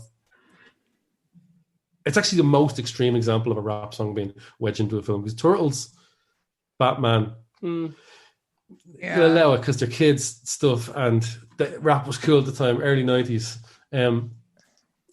But everyone was at rap, who shouldn't have. Everyone. Yeah. Didn't the Carpenters get into weird rap as well? The Carpenters, I don't know. We've been working on a podcast for a while called Inexplicable Rap Bits in Songs, where like Blondie should not have gone there. What the fuck? That's going to be on the list 100%. Yeah, but in 2019, that's last year. It feels like 500 years ago. It does. We got the good news. It could be good news that Maniac Cop is coming. The TV series is coming to HBO. Produced HBO by Nicholas, are making it. Yeah, that's really Nicholas. Produced by Nicholas Winding Refn, I think that's how you pronounce his name, who did Drive and who did all those movies, the Neon Demon and all that are literally just visual movies. Yeah. That have I love those kind of films, and I love Panos. The guy that did Mandy and. Oh yeah. Mm-hmm. God, I know his name. It's going to come to me. Panos. It's Greek. Panos. Obviously, it's Greek. His first name is Panos, but it's a Greek name. Oh, is it Paul? Really? I wouldn't think starting with Panos we would have got that. Yeah, but it's Cosmatos. Cosmatos. Mm-hmm. Yeah. Those films I know, like Mandy and Beyond the Black Rainbow, are literally just, people go to me, how can you watch those films? They're just visual. I'm like, yeah, exactly. And or they just have a feel and they're eerie and they put visuals up and it's just to make you feel a certain way, but there's no real plot and the acting's not good. I'm like, they're an assault on the senses. Yeah, I love that. They are just hour and a half long music videos. Purple and pink attacks is what they are. Exactly. I don't care. And that's why it makes so much sense that he's going to be producing it, because Maniac Cop really is, the second one is more just visual than it was. The first one had all the eerie kind of weird stuff. It's one of those classic examples of sequels being completely more orientated towards action, like Rambo 2, Aliens, Terminator, exactly. Terminator 2. Yeah. They lose something that the first one had, but they go all. But they gain something. They gain something. Out. Yeah, absolutely. But that's Maniac Cop 2. It did lose some of the. When you don't have enough money, you have to do the thing that's cheaper. Somewhere else. Yeah, eeriness. So that's why the first ones are always, the cheaper movies are always the one that rely on that creepy eeriness, and they can get it right and get the tone right. Second one with a bit of budget, they get a bit. They get a bit of flahulock with the whole show. They do, yeah. So that's my pick there, Maniac Cop 2. I absolutely I've no time for that song, but I had to stick it in just for I had to crack. go on. I was listening to it Yeah. earlier. I was like, what the fuck is going on here? Yeah, and it makes no sense because Maniac Cop's quite a serious movie. Maniac Cop 2 is the more popcorny one of them. We don't talk They about are this. quite dark. The first one, really especially, dark. they're quite absolutely, dark. Yeah, the first one really makes you want to care about them. In some ways, I guess. Years since I saw those movies. Yeah, no, they're definitely. You know what? And they, like, I mean, do they age? Of course, they age to a certain extent. Yeah. But within the context of that 80s genre, they're still very much important pieces of canonical text from that era. And it's like, I think it's considered one of the last real New York grindhouse sort of movies, very much so, like that. And like Larry Cohn is absolutely fantastic. He really is. I just love that. I think even when he's not trying to be a little bit silly, sometimes it comes through. Yeah, of course. Well, you got Larry. Then Larry Cohn went on to do The Stuff as well. Yeah, and I mean that's a ridiculous film, but at the same time, like, Larry Cohn is one of those people. There's a line in The Stuff that no one is as dumb as they think. No one. What's that famous line in The Stuff? No one is as dumb as I look, or something like that. And I think it's a brilliant, no one is as dumb as I appear to be. And it's a brilliant line, because that it's a summation of what Larry Cohn does, is that he puts out an awful lot of films that on surface you think you completely throw away and you discard and you don't give him much credit for. But actually, if you probe his films, they're crazy intelligent films, and they're all really important social commentaries about the state of affairs. Maniac Cop was there. We're having a conversation about Maniac Cops, and we're still having conversations to this day about Maniac Cops and the motivations for why people do the way. You're making me think about these films more. Sarah. Well, that's why you have me here. I know, it's great. Like, speaking of Maniac Cops, there was a video today of that fucking protest through town. Apparently, they finished up the mutants. The rat liquor fucking protest. Yeah, so they stopped on Henry Street or something like that, and the cops came out. The cops started battering them. Really? Yeah. Cops are throwing them into walls and everything. It's not going to help things at all. But again, this is people filming from below. This is this thing of polarizing, then, everyone, and you're just driving people to be more extreme. And those fuckers on the street is the reason why the three of us are sat here with no jobs right now. They are, and I'm going to enjoy that video, but I know it's not going to help. Yeah, but I swear to God, I'm going to enjoy that video. It's going to mobilize. It's going to mobilize people who are on the fence about things. So I mean, just all we need right now is calm. Just stay at home. Watch 80s horror films, cop the fuck on, and let's try and get on with our lives. And like, it's the people that you're getting through to were so easily swayed in the first place. They'll be probably easily swayed back on side again. So, like you said, pushing them and hitting them and stuff, that's tapping into something that you can't really get back from them anymore. No. They might wear that forever then. But like, if they're getting news from a fucking WhatsApp group for their bakery group, like a WhatsApp thing, then, and they're sure of this, then I'm pretty sure their mind can be turned back to non-mutant ways, like of. You're giving a lot of credit to the mutants. You obviously haven't seen as much horror as I have. It's like Helmet, the mutants won. So that's Maniac Cop anyway. I think, Gary, you're next. I've got a next one. I've got a next one. Jesus Christ. I tell you what, I need to get, my new chair that keeps falling apart, my new chair is falling apart. I need to get a cushion from underneath it, lads. The old arse is in fucking rough shape at the moment from this chair. I need to get one of them arsopedic fucking pillows or something for it. So what did I pick? I picked Candyman. Woo! Yeah, I fucking love Candyman. It's been a while since I've seen it, but I fucking love Candyman. And I picked the piece, All Falls Apart. So it was Philip Glass who composed the music for Candyman. Now, Philip Glass is fucking ancient. I don't know, he was this old. He's born in 1937, lads. 1937. Wow. In Baltimore in the States. He seems to be more of a classical composer than a scorer from movies. But he's done a lot of movies as well. He started off doing stuff like Hamburger Hill and The Thin Blue Line. He started off doing kind of war movies, was more his kind of jam. But he's done a couple of other things. He's done, I've got a list of his movies here that were interesting, TV shows that he's done. So obviously Candyman is kind of the one he's known for. So he gave an interview a couple of years ago saying that, like, Candyman, he done the music for 1 and 2. And he said that like he still gets checks. Like Candyman is still kind of underground and popular enough that he still gets checks, but he doesn't get checks from the other stuff. But he's done music for Stoker.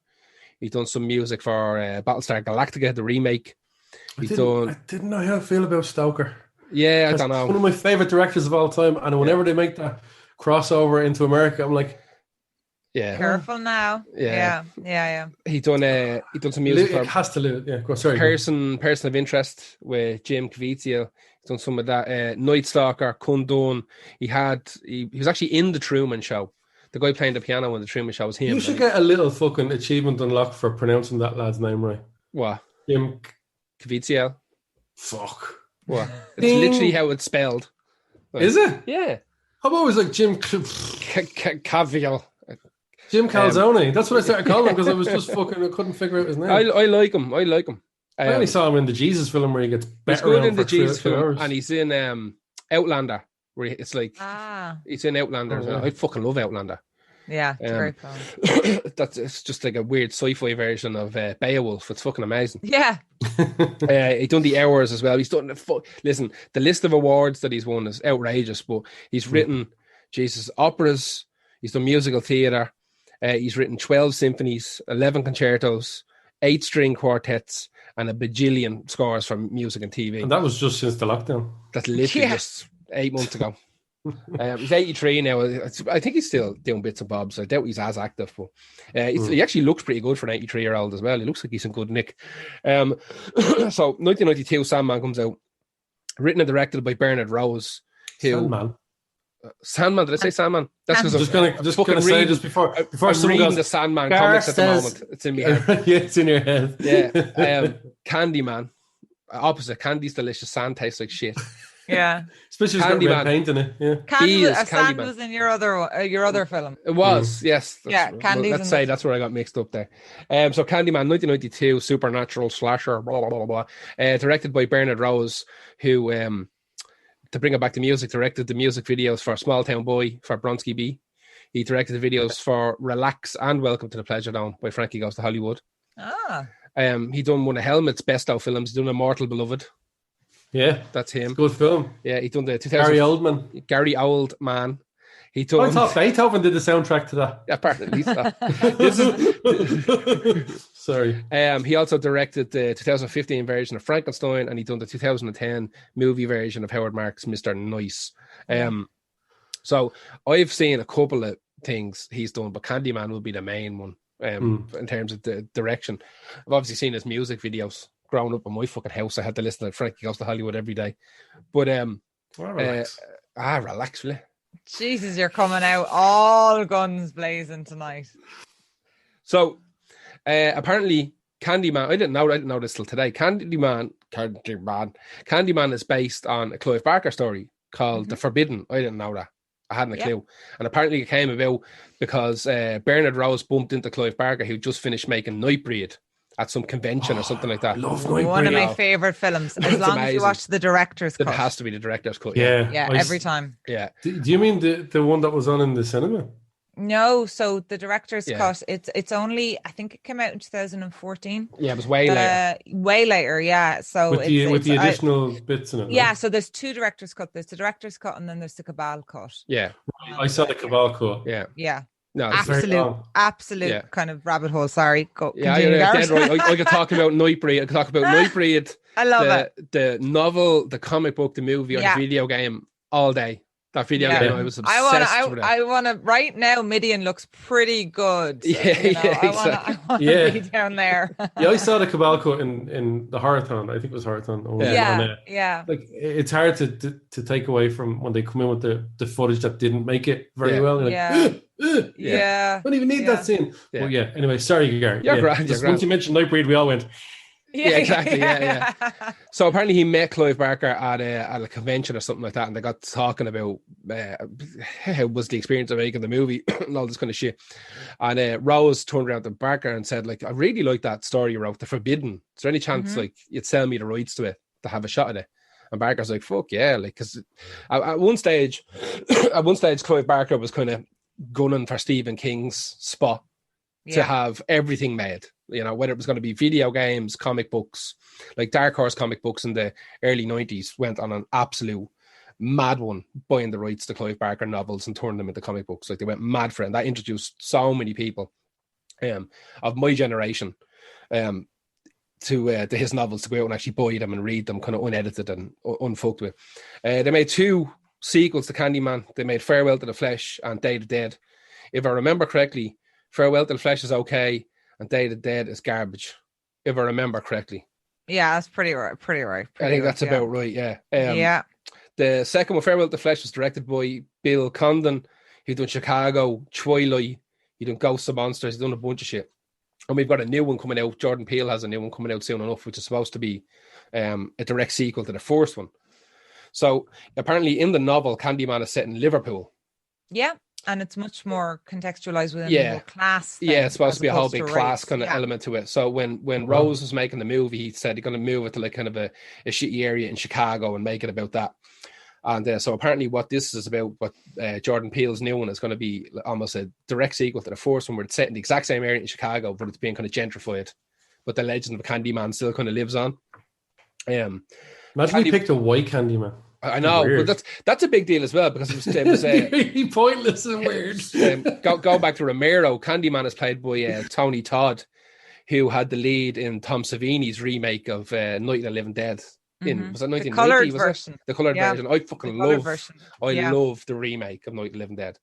I seen it when I was about 15. I seen it on like Channel 4 one night, and because I'd seen Night of the Living Dead on telly, because it was one of those things that like RTE or UTV, if they had a hole in their television schedule on a Wednesday at 11 o'clock, like this is free, no one knows who owns it, broadcast that, like. But yeah, he never made a penny off of it. That's what I was reading about how they made it. It's absolutely insane. Insane. You know more about it than me, Sarah. What I read today was that he never made money off Night of the Living Dead, and then he went into partnership with someone who was going to like repackage it and kind of redo the copyright stuff in it. So he'd finally make some money off it. And when all that was done, that company folded, and he was left with nothing. And then he struck a deal with some other company, and the company took Tom Savini, the makeup artist he wanted to direct it, brought him in. And then eventually when it was all made, he was given out saying that like the movie studio wanted it to be super gory, but Savini and Romero were like, no, we have to keep it kind of in keeping with the original one. We want that like lull of horror, the threat of horror, as opposed to the gore. Apparently Savini had all these cool ideas about how to do stuff without making it mad gory, and they wouldn't let him. He said something like 30 or 40% of stuff he wanted to do in the movie. That's all they made it in. Loads of it was cut out, loads of it wasn't allowed in. But like poor El Romero never made a penny off like his biggest fucking marquee title, you know. So apparently this was an idea to try and like, if we can redo this, and like Romero's name's going to be attached to it. Savini's already a big name in the kind of movie world for makeup and stuff like that as well. So maybe this will bring it back up. But I don't know how much money it made for either party in the end. I don't think it was a flop, but it was just one of those things. It was confusing. Yeah. I think people were quite confused about it. It was kind of like the whole, second Evil Dead thing. Yeah. No one quite understood what the point of this was outside the context of the really, obviously financial rationale that you've just given there, Gar. I don't think people quite understood what they were doing with it. If it had been directed by somebody in isolation from Romero or Savini, maybe they would have understood. Yeah. But it was just kind of like people were confused by, but it's in color, but Romero's doing it again, and Savini's, I don't really understand what's going on. And it was nearly shot for shot as well, if I remember correctly. It was nearly shot for shot, yeah. And it just, I think a lot of people were just confused by it, really. Yeah. So it was like a fan fiction version of Night of the Living Dead, like. Yeah, it was like a slash thing almost. Like, it was interesting. Very much so. Yeah. Anyway, that's this piece of music is my favorite piece that I picked tonight. Anyway, All Falls Apart. It's horrifically haunting. Like, it's fucking brilliant. Yeah. It's actually terrifying. There's not that much music on this playlist that's terrifying. This is fucking scary. Like Ave Satini and all. Not really. Like, it's just a lad shouting. I don't know. I think that's creepy. Listen, if I heard it in the fucking dark, you know what I mean? If I woke up and it was playing, that'd be different. You know what I mean? I should have said before you move off as well, Clive Barker did People Under the Stairs. Mm-hmm. And that has a rap song at the end of it. So technically Jesus, you and your rap. Will you stop tarnishing all these films for me with this garbage? I'll remind you of all the terrible fucking. No! Although, yeah, People Under the Stairs is one of my favorite films of all time. I love People Under the Stairs. A beautiful film. Yeah. I just love it, and I love how well every single person is acting in that movie out of their skin. Like, and it's anyway, also that was All Falls Apart by Philip Glass, who apparently is actually related to Al Jolson. He's remotely related to Al Jolson, which is fucking mad as well. It's there's a bunch of stuff there about his ma. I'm not going to talk about that. No, I'm looking at the time going. Yeah, exactly. Talking about Maz now. Who's next? I think Sarah's next. Me? Sarah, yeah. What am I doing? Oh, I'm doing it. Happy Halloween. It's Season of the Witch, Halloween 3. Lovely. I love that film so much. I love this film, and I'm looking at the theme song for that, for Halloween 3, Season of the Witch, which is done by John Carpenter and Alan Howarth, I think is pronounced how you pronounce his name. And he went on then to do Francis Ford Coppola's, he did the sound design for Francis Ford Coppola. He won an Oscar actually for it. Really? For the Francis Ford Coppola Dracula. And he was one of the primary sound designers and soundscape designers for Back to the Future. And he's done loads and loads of stuff. But I think for the music in Halloween through, it's one of those really divisive Halloween films within the horror genre, because people either love it and hate it, and the Halloween purists tend to dislike it. It was talking about confusing. A lot of people were kind of perturbed by the fact that Michael Myers wasn't going to be in it. But that's crazy. But John Carpenter said that he never wanted a franchise. He wanted each Halloween film to be different, and he hated doing Halloween 2. He hated it. Halloween 2 is not a good film, and he didn't like doing Halloween 2. And he wanted every Halloween film to be different. So John Carpenter is very much, we talked about Outliers earlier, like he's a grumpy old fart when it comes to an awful lot of the horror genre. Curmudgeonous fucker. I love him for that. He is, because he's kind of like very much like George Romero, in the sense that he's always been wanting to be part of the studio scene, but at the same time he's continuously shirked. So this push and pull between him and mainstream cinema all the time. And Halloween was just a runaway success, that they said, right, quick, do another one, quick. Did it. He didn't like doing it. And then he said, right, I want to do, but Halloween 3 is not directed by John Carpenter. It's produced by himself and his production partner, but it isn't actually written by him. Or it's done by Tommy Lee Wallace. Directs Halloween 3, and it stars Tom Atkins, and it's Tom Atkins, a legend horror actor. Yeah, he's amazing. He's amazing, and it's fantastic. It's an amazing story about it's got the silver shamrock masks. So good, and it's like I absolutely love this film. And the first time I ever saw that was on Channel 4 when I was really, really young, and I'd missed the start of it, so I had no idea what I was watching. Yeah. And afterwards, I was talking to people. I was like, "There was this mad film on last night. Did you see it?" I don't know what they're like.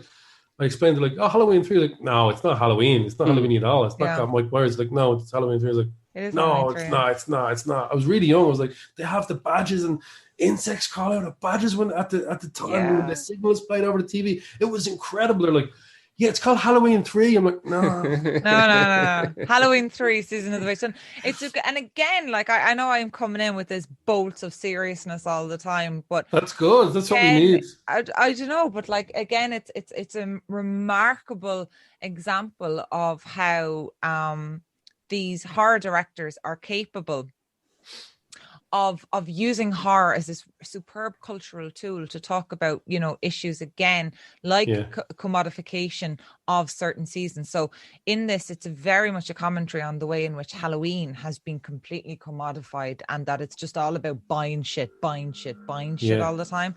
And that was like 1982. that they were talking about sort of stuff like that's, nearly 40 years ago. So again, a really, really interesting film. And one of those films that if you've seen it in your childhood, I implore you to go back and rewatch it. I don't know if I've ever seen it.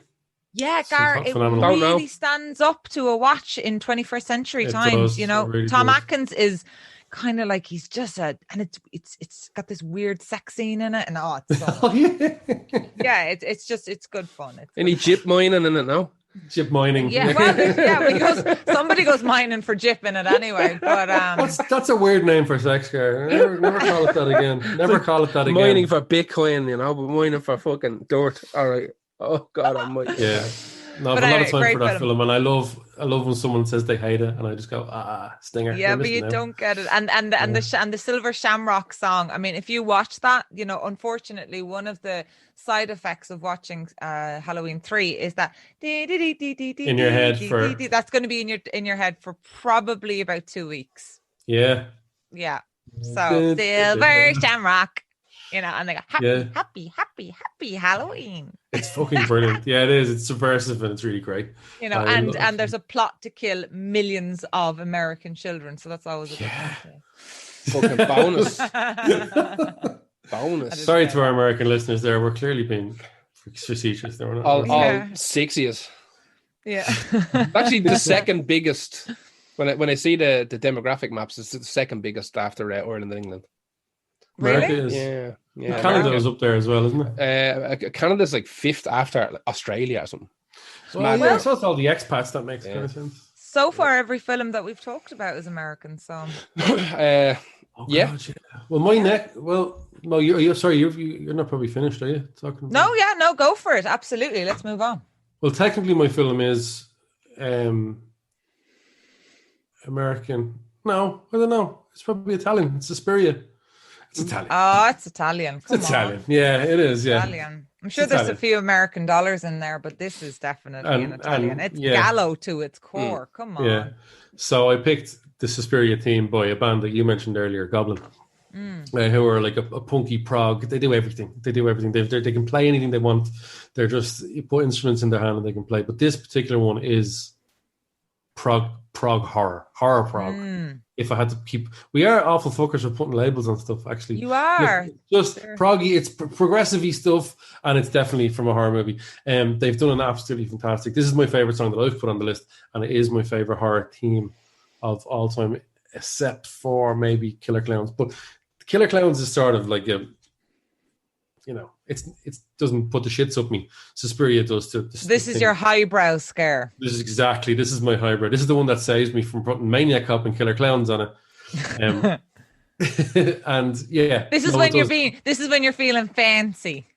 This is my fancy jacket. Like, Suspiria, Suspiria, highbrow horror. Yeah, the Goblin also did a soundtrack for Deep Red. Goblin are a band with like a revolving door. They've been going since 1972. There's no way they have all the same members. It's just come and go. Whatever, we're doing this, we're doing a movie, we're doing just our own albums. Suspiria is a classic, and for a film that hangs its hat on gore so heavily, there's still a lot going on in that film. I think it probably turns some people off, the amount of gore that's in that, but it's Argento. I love it. And there is it's another one of those visual movies like that. It's an affront to the senses, very much in the same way you're talking about Mandy, and it's very much art house. And a lot of people don't like Suspiria because it's not as say accessible a film to view as something like Season of the Witch, Halloween 3 or Killer Clowns.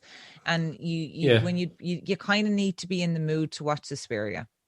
You do, and I think some of the bad dubbing and some of the, I'll say the acting's not phenomenal in it or whatever like that. It's not supposed to be. That adds to the tension in it, and it all makes you feel uncomfortable. Like if that was all acted brilliantly, like I haven't actually seen the remake. I still haven't seen it. I don't know why I still haven't sat down and watched it, but I'd imagine that has much better acting. I don't know how that would affect it and stuff like that. But I heard it's fantastic. I heard it's absolutely phenomenal. But I will watch Suspiria the remake. It's crazy that I haven't. But when I watched this for the first time, honestly, I'm not going to pretend I watched it in the fucking 80s or when I didn't. I watched that, I'd say, about 9 or 10 years ago for the first time ever. When my mates were like, "You haven't seen that?" Like my mate Darren, like, or get like, "You haven't seen that?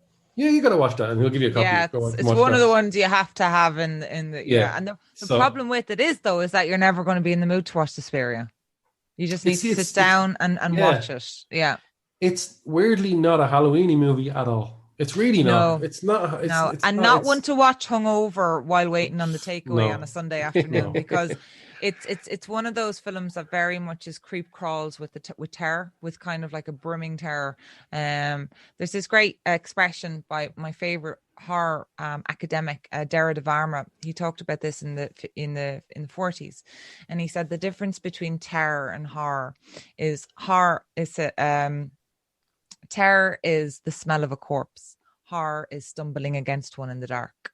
Yeah, that's crazy. That's very much kind of what Suspiria is based on. It hops between very kind of cerebral terror and visceral horror. And that's it. It kind of it finds an uncomfortable and lives in a very uncomfortable space between those two.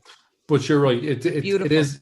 It is. I don't know when you never feel like going, "Oh, this is a look at the sun is shining. It's a real Suspiria kind of day." No, it's not. Yeah. It's really, maybe, I don't know, if you're off sick from work, but you're not feeling too bad. Yes. Yeah. I know that they played the whole soundtrack and the Profondo Rosso Deep Red soundtrack about 5 years ago in Dublin. I didn't go to that because we don't get to go to anything. The three of us don't get to go to anything ever, really. Like, we're usually working, and the amount of things we miss. Like, did you go to that gig? No. The only reason I got to go on John Carpenter because that was midweek. It was like a Wednesday, right? Yeah. Oh, that was amazing. It was a Tuesday night. Tuesday night. You're right. Yeah. That's the only reason we all got to go to that. And some fucker stole my fucking Day Live hoodie. Paid €60 for a Day Live hoodie, and a week later, some prick stole it off the bar. Oh no! Do you know what? That's kind of like that whole thing of like robbing phones nowadays. Who would do that? Who would rob a They Live hoodie? Because people would know how loaded with emotional value something like that is worth. Yeah. Like, do you know what I mean? Like, I'd take your wallet before I take that. You know, your wallet definitely doesn't have 60 quid in it, Gar. So you'd be all right with that. And what is a wallet of fiver? Yeah, you bought it at the gig. Oh no, that is cruel. At those John Carpenter prices, fucking hell, yeah. For an extra tenner, you'll sign it. Yeah, exactly. Oh, listen, I do not begrudge a penny that man has made. When you consider how much joy and how difficult it now is for the world of horror to produce any sort of financial returns, when you think about how films now are so devalued. It's like the music industry. Like, nobody is paying for films anymore, really. Yeah. You know, bar the cinema or bar... Yeah, well, nobody's buying music. Nobody's, Yeah. So I actually do buy films for the first time in a while. You're buying films? Well, yeah, like, I don't go out and buy physical copies, which I really should, but because I get that, I don't know what to use my phone credit on. I can just go on to YouTube and just buy a film. And buy the films, and you feel good about yourself. You do feel a bit better. You do. If some film gets cancelled because of the budget now, there's some people that download movies all exclusively, and then when something gets cancelled, they go, "Oh, for fuck's sake!" Yeah. Well, man. Yeah, but like when you think about like James Bond, like, I mean, that film is so expensive. They'll have to keep that on ice until we're allowed to go to the cinema again. And I was reading up on the film, and it's so. The problem with that film is that they're going to have to retrospectively CGI alter the technology in that film, because the technology that they use is so up to date that it's so tied in with marketing. So like, and their phones and cars, the latest car, the latest whatever, the latest suits, the latest shirts, the latest, all of this is tied up with marketing, that they're now going to have to CGI change all of this. They have to get the 2021 Aston Martin or something. Yeah, that's grim. Yeah. It's so grim. It's kind of sad because James Bond is reliant on the cinema. And we found out recently the cinema was very reliant on James Bond. And it's very reliant, fucking in trouble. I know that Tenet movie did okay when it opened, I think, for cinemas. But that's kind of... That was like the only thing the cinema showed before they closed again. Tenet. They So have everyone on Earth just like going to the pictures, like, what are you going to say? Fucking, there's nothing else like Tenant. It's Tenant, Yeah. like yeah. I'm obviously very sad if things, and it will affect the cinemas and things, but here's the thing, and I say this all the time, and people will go, I don't know about that. Cinemas are their own worst enemy, man. They weren't. Yeah. I don't want to be a totalitarian, but they're not policed properly. Every time I go, some shithead is talking, and I have to fucking say it or something. Yeah. And I don't ever have. Maybe it's just my bad luck. Someone's always kicking the back of my chair, but mostly someone's on their phone and talking, and I'm like, do I want to be that guy? That put me off. That put me off going to the cinema for years. It did put me off for years. Yeah. So now I just realize there's times you can pick to go to the cinema and fall in love with it again. Because for years, cinema over music was films up until probably still to this day. Really, if I really think about it, music is my love. But films as a kid were way more important than any song or album ever. It was films and film, because films had everything. It was audio and visual. So it's going to be a room for me for years. Yeah. But there's a sense of occasion about going to the cinema. Yes. You know, it's a night out. It's a thing to do. And when I lived near Cineworld in town in Dublin, I had the card because I lived literally beside the cinema, and I used to go to the cinema instead of watching telly. And it was this like, going to the cinema by yourself is a lovely thing to love do. It, yeah. Absolute luxury. I've never done it. It's great. And like, you go and you don't buy jellies. You just go in with your bottle of water and you feel like an absolute cinephile. Yeah. It's amazing. No pad. What I miss is giving a movie your 100% attention. That's what you do in the cinema. Yeah. And you get the feel, the sound, and it's huge. And there's no, but that's what I'm saying. That was constantly broken for me by people. I think I just had a run of bad luck going to films. But the great thing about that is you never get that in the Lighthouse or something like that. Really, you don't really. And that's why I did start going to see Lighthouse films. I saw Twin Peaks for a walk with me there and stuff like that, which almost made a song off that almost made it onto the list, because that's a horror film. That's not a psychological. That's a straight up horror film. And absolutely. Yeah. So who was it? Was it me talking about Suspiria? Yes, yeah. Suspiria is great. Gara, you're up next. My last one. So I don't have an awful lot of information on this, and it's going to be hard to pronounce. In fact, it was probably just a bad choice in general. It's the main theme from Rosemary's Baby, right? And I can't really talk about who made it because he's a scumbag. So you can name him. I can name him. So it's 1968. It's made by Roman Polanski. Right? We always leave our scumbags to the end. Exactly. Based on the 1967 novel of the same name by Ira Levin, and apparently they were able to convince Roman Polanski to make this movie because he was mad into skiing. And there was going to be skiing in the movie. So, where it was going to be set, he was going to be able to go skiing. So they sent him a copy of the book. He read it overnight. That's why, like, the book came out in 1967 and the movie came out in 1968. So there's very little changeover in it. You know? He read it overnight. I've not finished the book yet. Yeah, exactly. So it's a very slim book. It's quite small. Actually. Yeah. So he said he just stayed up all night, read it, and he was into it. He's like, oh, yeah, we're making it. Off he was into it because it was slim and very new. What? Go on. It was small and new, huh? Here. No, you think I just made the joke? What's subtler? You have to make it worse. I have to make it worse. So the soundtrack is by Jesus Christ. Here we go. I can do this. Krzysztof Komeda, who was a Polish jazz musician, and also done some composing for Polish movies, like Jazz in Poland. This is a massive deal. Is it? It's just, you don't understand. Like, Polish jazz at one stage was like the world's jazz. It's fucking mad. Like, it was almost more important than American jazz. Like, Poland absolutely went mad. And he released an album, I think, in 1961, which is considered to be one of the kind of greatest, like the thing that introduced American jazz aficionados into kind of European jazz, and in particular Polish jazz, and that kind of made the whole kind of Polish jazz scene explode. He done a bunch of other. He done the soundtrack to Knife in the War, or Cul-de-sac, and Fearless Vampire Killers as well, which is mad weird. And this is fucked up, right? This is literally the last bit of information I have about this fella. He died in like 1969, the year after this movie comes out. He dies because he gets pushed out of an apartment window, right?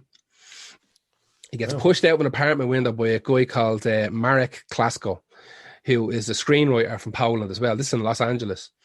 Apparently, like Polanski and fucking Christoph and Marek and all that all get together, all the kind of Polish expats that were working together in Hollywood and tried to make movies, and all hang out and get locked and active bollocks and messing around. Apparently, they always like they get locked and they start wrestling with each other. And this guy, Marek, just pushed poor El Christoph, and out the window he went, landed on his head. Didn't die instantly. Yeah, it was kind of a tomfuckery accident. And I want to push you, but the fact that you're by a window is not putting me off. Yeah, exactly. So now he landed on his head. He died a couple of weeks later. They got him back to Poland. He died in Poland a couple of weeks later, I think. So they got him out of America, sent him home so he could die at home. But his career was only kind of starting to get going as a composer and stuff like that in there. Like, 'cause this music, the Rosemary's Baby theme is fucking amazing. It's real haunting. It's real spooky. It's got everything that you want, I think, from this kind of like a horror theme podcast. It's ticking all the buttons here. The guy, Marek, who pushed him out the window accidentally, died the same year. Nobody knows how he died. The rumor was that he killed himself with drink and drugs, that he felt so bad. With the grief of this other thing, but it's never been confirmed. I think he went back to Poland and he just died. And his family don't talk about it. His friends don't talk about it. His friends, when they said, like, was it suicide? They said he would never commit suicide. But the general line in Hollywood was that he had killed himself. Wow. Just OD'd or whatever and done it. But the curse of Rosemary's Baby. Yeah. Rosemary's Baby, yeah. I've seen Rosemary's Baby 100 fucking times, and I can't remember a fucking thing about Rosemary's Baby. Really? I'm not joking. I know it's a joke. That? I don't know. I know I've seen it 100 times. Right. But when I try to draw the files out of my brain, it just goes, one with the short hair, yeah. Mia Farrow. That's literally, that's it. That's not even Mia Farrow. The one with the short hair and black and white, yeah. That's literally what my brain does. Black and white, short hair. That's all I can remember about that film. Right. And, that piece of music, when I was rooting through everything and I come across that, I was like, fuck, I remember this being used in like other things as well. Not seriously like piss takes, like stupid sketch shows and stuff like that. Whenever they were doing like a horror comedy sketch for a minute, they'd play stuff like this because it's fucking, it's that creep up behind you and get you. I love that piece of music. Fuck Roman Polanski. Who's your next one? Sarah, you're up next. Fuck Roman Polanski. Yeah. But can I just say though, right, not to delay on this for a second. No, you can do not to delay on this for a second. Within a music podcast though, surely you're going to be on very dodgy ground if you deny yourselves the opportunity to isolate the art from the artist. Oh no, we do that all the time, and we go in heavy on people, but we do that. I suppose we do separate it every time we pick someone. We're sort of promoting them in a sense. So even when and if they do fit the bill for the thing, like we're talking about, like Axl Rose has come up a few times as being not a particularly great guy sometimes and a great guy other times. Michael Jackson comes up in every fucking second playlist. And David Grohl. You're mad. There's no Dave Grohl. He's trying to start a rumor about Dave Grohl. Oh, Wait for it. You can't do that. You can't do that. Wait for it. Do that. Wait. The evidence is there. The evidence is there, lads. You're saying it's going to happen. I'm telling you right now, something ropey's going to happen. Every fucking week, there's like Dave Grohl has a baby that fucking on stage with guitar. Dave Grohl invites child to backstage room to learn how to play a song. Because he wants to promote music. Bollocks. There's something ropey going on with Dave Grohl. I'm telling you right now. I don't know, man. I really don't. I think, for want of a better way to say it, I think he's too boring to be the guy. Yeah, I mean, look, he's part of a band that's so middle of the road. Like, I'm surprised they haven't been knocked over by a car. Like, the perfect cover. The perfect cover. No, the perfect cover will be unreal. Like, to be unreal. Although, history tells us that. Lost Prophets. Yeah, Moving on.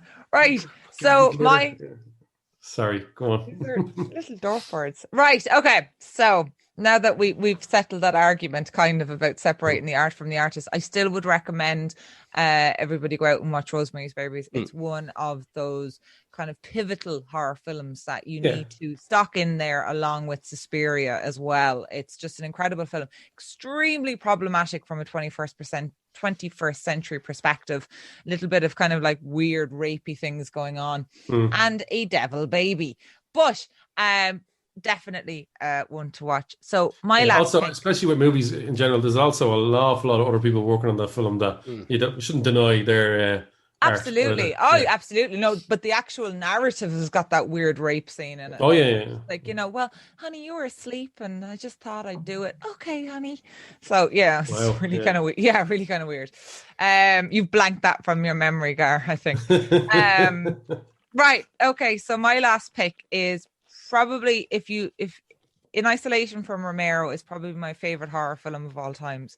Romero is again kind of in isolation from everything, but Return of the Living Dead, and it is the Tritroxan theme, which is that fabulous start to Dan O'Bannon's 1985 Return of the Living Dead, and it's brilliant. It's by Francis Haynes, and it's just one of those songs that just gets me so excited when I hear it coming. I don't know anything much about Francis Haynes. I don't think there is much to know really about him. But Dan O'Bannon again is one of those guys. He was kind of just like the outliers of even of the horror industry but just one of those. He passed away recently, but he was just one of those guys that was always on the fringes, always doing really interesting things within the genre. And that music at the start and at the end is just so special, especially at the end of Return of the Living Dead, which people always kind of put down as being really like a skit on Dawn of the Dead. But in actual fact, if you sit down and watch it, it's much more cynical. It's much more nihilistic, because there's a famous play on it where it's like, well, you've seen Dawn of the Dead, haven't you? Yeah. Well, I got a zombie downstairs just like that. And it's like, there's a famous line in it where they go to kill the zombie in the head. And it's like, you mean the film lied? Because you can't kill the zombie by shooting him in the head. You can't kill a zombie. And then the end sequence, you see, well, probably ruining it now, but feck yes, it's nearly 40 years old. You see like all the zombie dust go up into the air, and you know that America is fucked. And you have the Tritroxan song going on. It's just brilliant. Actually, I own the soundtrack on vinyl and the second one as well. It has a sort of almost slightly electronic industrial feel at the start of it. It does. Yeah, it's really good. Don't know anything really about Francis Haynes other than I know that he just absolutely just one of those songs that I just, again, gets me very excited as a horror fan when I hear that. And you have all of these amazing iconic characters such as Tarman, and you have, the Send More Paramedics, and it's just a brilliant film. So much fun. It's got Elena Quigley in it, doing a striptease as a zombie. It's just got so much fun in it. Great fun movie, Great fun. Yeah. I don't know if I put that. I put that exact version on it, but for some reason, it's definitely the same version. But for some reason, Spotify is calling it a different artist, because I think it's well. So if anyone's seen that, that it is the Francis Haynes. Is Francis Haynes? Version Haines. That is on the playlist. Yeah, I want to go and watch that film now. Actually, I'm going to go watch that before bed as well. Yeah, look at the time going. I really want. It's a great fucking film. Yeah, it's a great before bed film. It's a great before. Yeah, there's some horrors I won't watch before bed. Like I wouldn't watch Wolf Creek before bed. For some reason, Wolf Creek still scares the shit out of me. I think it's really. That's a dodgy film. Yeah, or like Eden Lake, something like that. You don't really want to be too unsettled. Yeah. Yeah, you don't want it real before bed, do you? Although in saying that, I have been partial to be putting on some absolutely horrible shit 7:30 in the morning when I've no other time to watch it. So I guess well, like you especially when you were like, I don't know how much more films you have to watch than you'd already watched to do what you were doing when you were becoming a doctor. I'm sure you'd still have to watch a lot more things like that, but your time would be like, well, it's 9:00. I can't watch it. Of course, I have to watch a horror movie. Oh no, I watched a Serbian film 7:45 in the morning. Like, can't watch that. No. I don't think that's for me. You watched that? Did you not watch that? I watched about 15 minutes. That's one off. I can't do it, lads. It's just the scene or just the film in general. No, just the film in general. I knew it was coming, and enough people had told me what the fuck's going on, and I knew the way it started. I was like, No, we're not having that. You see, it's one of those films. I hate not being able to watch a film. I don't know how highly it's rated. Like, let's say, for instance, Irreversible is a hugely highly rated movie, which has awful scenes in it. So I remember being young, and I've only ever watched Irreversible once. I think you only have to watch it once. Yeah. I don't think you should watch it more than once, because I think you've ruined the impact that it has, that it needs to. It's like a Requiem for a Dream. I don't think you need to rewatch that film. Yeah. It takes its toll on you a little bit, and you kind of go, right. It would almost feel like voyeurism watching it again in weird ways. In some way. But I've never watched a Serbian movie, even though I don't know how highly it's rated. Is it highly rated? It's not a great. Do you know what? For your listeners, what I would recommend is a film, Kill List, instead. Kill List, great. I like Kill List a lot. Kill List is similar. It navigates the similar territory, but there's an intelligence behind Kill List that isn't in Serbian film. The problem what I have with Serbian film is not its actual content. It just takes itself to it's not delivering upon the message that it's saying right. And it's about basically that everyone in Serbia got fucked, so here's a film in which everything and everyone will get fucked. It's saying that, it's not delivering that. If you want to just do the whole hostile thing, go for it, and I'll respect you for that. But if you're trying to make something really grotesque be intelligent and it's not delivering upon it, that's the thing I don't respect about it. So it's unnecessary for what it's trying to say. That's what I felt.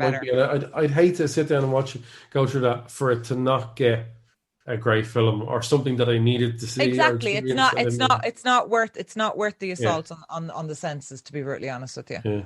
But it still does. I still wouldn't censor it. I still think it deserves to be. But at the same time, it's not worth it, if that makes sense. Gotcha. To sit through that. Yeah. All right. I don't think I ever will. I think on Killer Clowns instead. I've become much more sensitive the older I get. You are a sensitive little creature, though, anyway. Just watch Batteries Not Included instead. Fuck off. Don't do that. I'm still not over that film. Everyone talks about Legend, but they don't talk about that. Every time I watch that film, I forget that he survives. Every time I watch that film and he's there nudging his little dead sister, and I just think, oh, fuck, I forgot he died. Yeah. That's a whopper film. Yeah, it's great. Yeah. So, Christ almighty. Are we at the end? Your last one, and then we're done, Yeah, we're done. Well, you guys got to pick a John Carpenter, so I had to pick a John Carpenter. And I've picked Christine. Christine, the theme from Christine, just because I love it so much. Now, Christine is not my favorite John Carpenter film. I think it's fantastic, but it is my favorite John Carpenter theme. And he has so fucking many that it is really hard to pick one. But because I'm a big synthwave head, it's such a great synthy song. Like, it really, Christine is perfect. The build up, and it has everything. It's still a little bit creepy. It hasn't gone full rock like Ghost. Hasn't gone there, but it's touched on it because Christine has to be.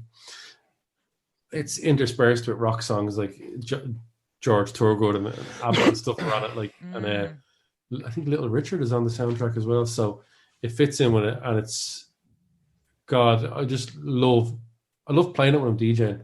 People always go, it's a little toe tapper, isn't it? Like, it's a little toe tapper.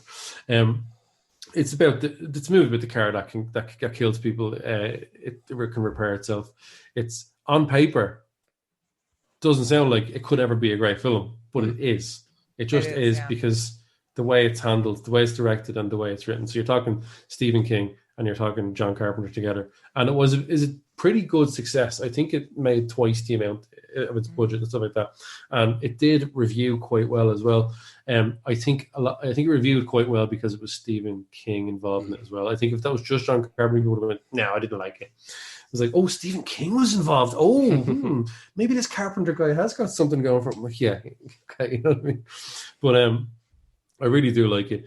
The first.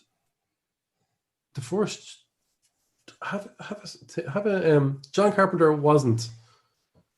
Sorry, he was the first choice for directing it, but he initially turned it down because he was busy on supposed to be doing Firestarter. Yes, and he didn't get that. So the delays and all that meant that he was free to do Christine. He didn't get it because of how badly the thing did. Oh, is that what it was? Really? Wow. Thing went on to be an absolute cult classic. Yeah. But it did not receive well in the box office. Yeah, it's so crazy. He was lined up to do Firestarter, which was meant to be kind of like in the Poltergeist kind of blockbuster territory. Like Steven Spielberg was meant to do Poltergeist, but he couldn't do it because he was bound up in the contract with E.T. Yeah. So we had Toby Hooper doing Poltergeist, but similarly, he was meant to be doing Firestarter, and he kind of got edged out because of how badly the thing did. It's crazy. Like, there's something about his films that people absolutely love that clearly the general public and the general movie-going fan back then in the 80s just couldn't click with. Is it not tidy enough for them? Or is it not obvious enough for them? Sometimes I think John Carpenter's movies aren't obvious. They always have an element of an angry little rocker is making these films. Absolutely. Well, they're anarchic at their core. Yeah, I mean, exactly, if you think of something like They Live, that's a really angry film. Yeah. You know what I mean? Like, but it's outwardly, it's very funny. It's a lot of, it's good lines in it. All the rest of it, Roddy Piper, all this sort of thing. But at the same time, it's really angry and it's really subversive. And I think that's maybe the thing that people going in thinking that they're going to be like, ha ha ha, slapstick, where he's actually saying something. I was reading there's a theory that Christine the car was controlled by Pennywise the clown. And because all Stephen King novels are connected, there's a thing in the book where one of the characters, Henry, is collected in a 58 Chevy in Christine, and it's driven by one of the dead kids from It. Right. The book.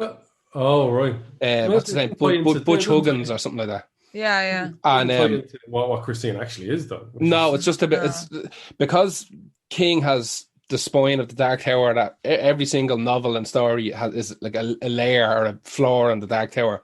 That there's leakage between all of his different stories. So even like that's great in theory. it kind of works. So a lot of it is like. Right. He was on coke when he wrote a lot of his early stuff as well. Though. Yeah, like, he's like, shit, we're going to tie that one in. Yeah, like he says he doesn't remember writing Kojo. Yeah, exactly. So So one of the first things he ever wrote was The Gunslinger, which is the first book of the Dark Tower, and then he went on afterwards and he writes fucking everything else. And he said that it was always there in the back of his head that he wanted to have some connection that you could get from like book 40 to book 2 fairly handy, if you get me. So every time, like he has another one, he has another book called From a Buick 8, which is another haunted car fucking type of story as well. And it's supposed to be that when you open up the trunk of the car, it opens up a portal into one of the worlds from the Dark Tower where the baddies live, and they're grabbing people through the boot of the car and all this kind of shit. So he does end up tying an awful lot of stuff. Like, remember that Anthony Hopkins movie Hearts in Atlantis? Like that's actually a chunk that is a book he wrote, but that book is about a character from the Dark Tower. Is that the whole idea? That's actually supposed to be, if I remember correctly, his character is supposed to be the father from Pet Sematary, the priest from Pet Sematary. Oh, okay. Or from Salem's Lot. Sorry, from Salem's Lot. That was meant to be his story about what happened to him before that. Yeah, I like when lineage and stuff like that is tied in together. But just saying, the boot of that car opens and it goes to the other book. Yeah, he's just mad for that little link, and that like I'm a massive Stephen King fan. I've read every single Stephen King book at least twice, and like a massive Dark Tower fan more so than anything else. I'd say I read most of those other books because I read somewhere that every single book is connected to the Dark Tower in some way, shape, or form as well. So I'm a fucker for any King movie or book or anything they make. I'm always looking up. Then they made that really good movie that you love. Which one? Oh, the actual Dark Tower movie? A fucking abomination of a thing. Jesus Christ, I'm sorry to open that. Go on about your Christine anyway. Yeah. Yes, because we are coming to the end. Look, I said it before, Carpenter doesn't have any right to be that good at what he does. He's one of the few directors that will score his stuff. Another obvious one would be David Lynch, who nearly made it onto this playlist with Angelo Badamantelli for Walk With Me. Robert Rodriguez as well. I think Clint Eastwood has done it a few times as well. Being able to score your own movies gives you don't have to tell the artist what you want it to sound like, and that's incredible. You get that duality of audio and visual, and so that was my final point on John Carpenter. That was good. I enjoyed that. That's a great list. I have to be honest with you. I know we didn't play any of the songs because it would have taken another hour. It would have been another hour here on top of this. And the playlist is there for people. We'll release the playlist the same day as this podcast. Usually we wait a couple of days. Well, we'll put the playlist out. We noticed when we put the playlist up, someone will read it and go, episodes. Yeah, they don't listen to the podcast. They just look at the playlist. This is the story about it could be about Simply Red. I don't like Simply Red. Yeah, neither do we. Yeah, exactly. That's why we're talking about it. We're shitting on them in this. Yeah. So, Sarah, thanks a million for joining us. No worries. We will post links to Deadly Doses for people that enjoyed the horror element of that. You're absolutely going to love that podcast for sure. And we'll catch you on the Elaine show as well. What's it like working on TV? Well, you know what? When I was a little girl, all I ever wanted to be was the token horror girl on a daytime TV show. That's all I dreamt about every night when I went to sleep. And it's like, it's always great, it's like Kardashian story, mother kills child. So Sarah, what do you think about this story? And it's like every time there's something ooey or gooey or kooky or whatever, it's kind of like it goes to me. Like, so, I'm a normal gal. It's good fun. It's good fun. But cool. It's absolutely been a pleasure, and I've learned so much being on the show and listening to you guys. You're encyclopedic when it comes to your music genre. It's nerve-wracking. We pretend to be, but it's nerve-wracking coming on to shows. I'm just glad we got to talk to most. We did mostly. Like I said, I knew we were going to talk mostly about the films, and that's why. Yeah, I think it's so important, the relationship though between music and it's that thing that if you ever want to watch a horror film and there's a scene coming up that you're nervous, and you're by yourself, you turn the volume down. Because sound and especially sound design, we didn't even get to talk about sound design, Foley, all that stuff. When we've got the whole reap in Psycho, or we've got that fantastic score in Jaws. There's so much of that just never even appeared. And then you have even just the collection of songs and the way in which they paint pictures. I know he's a very diverse figure, but I am a massive Rob Zombie fan, and I think he paints with music very well. He does, scene setting, he's better at that. I know. Listen, Devil's Rejects, come on, give him a break. Devil's Rejects is good, but I actually don't mind any of his films. I just thought Halloween. I don't like that. What was that 3 or 31 or what was the fucking 31 garbage? Yeah, well, listen, Lords of Salem for music fans actually is really interesting because it's contextualized within a radio station, and it's all to do with the devil's music, which in this case is satanic. Is Pontypool like that as well? I haven't seen Pontypool, weirdly. That's a radio station. Pontypool is one of my favorite horror films of all time. Really? Okay, I'll watch that tomorrow. Pontypool is 100% recommend. It is basically a film in which there is a virus attached to the English language that turns us into cannibalistic monsters. Interesting. Wow. An amazing film. I don't know why I didn't watch that when it came out, but it's one of those films that escaped me. It's based on a radio play, which is based on a book, Tony Burgess' Pontypool Changes Everything, and the radio play is available on YouTube, and I recommend your listeners listen to the radio play. It's absolutely brilliant. It's so good. Yeah, really, really good. Okay, anyway, that's it.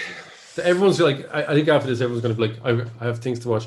Killer Clowns. Yeah, exactly. Yeah. So thanks a million for this, and thank you very much, Sarah. This long, but we do like to ramble and talk shit a lot.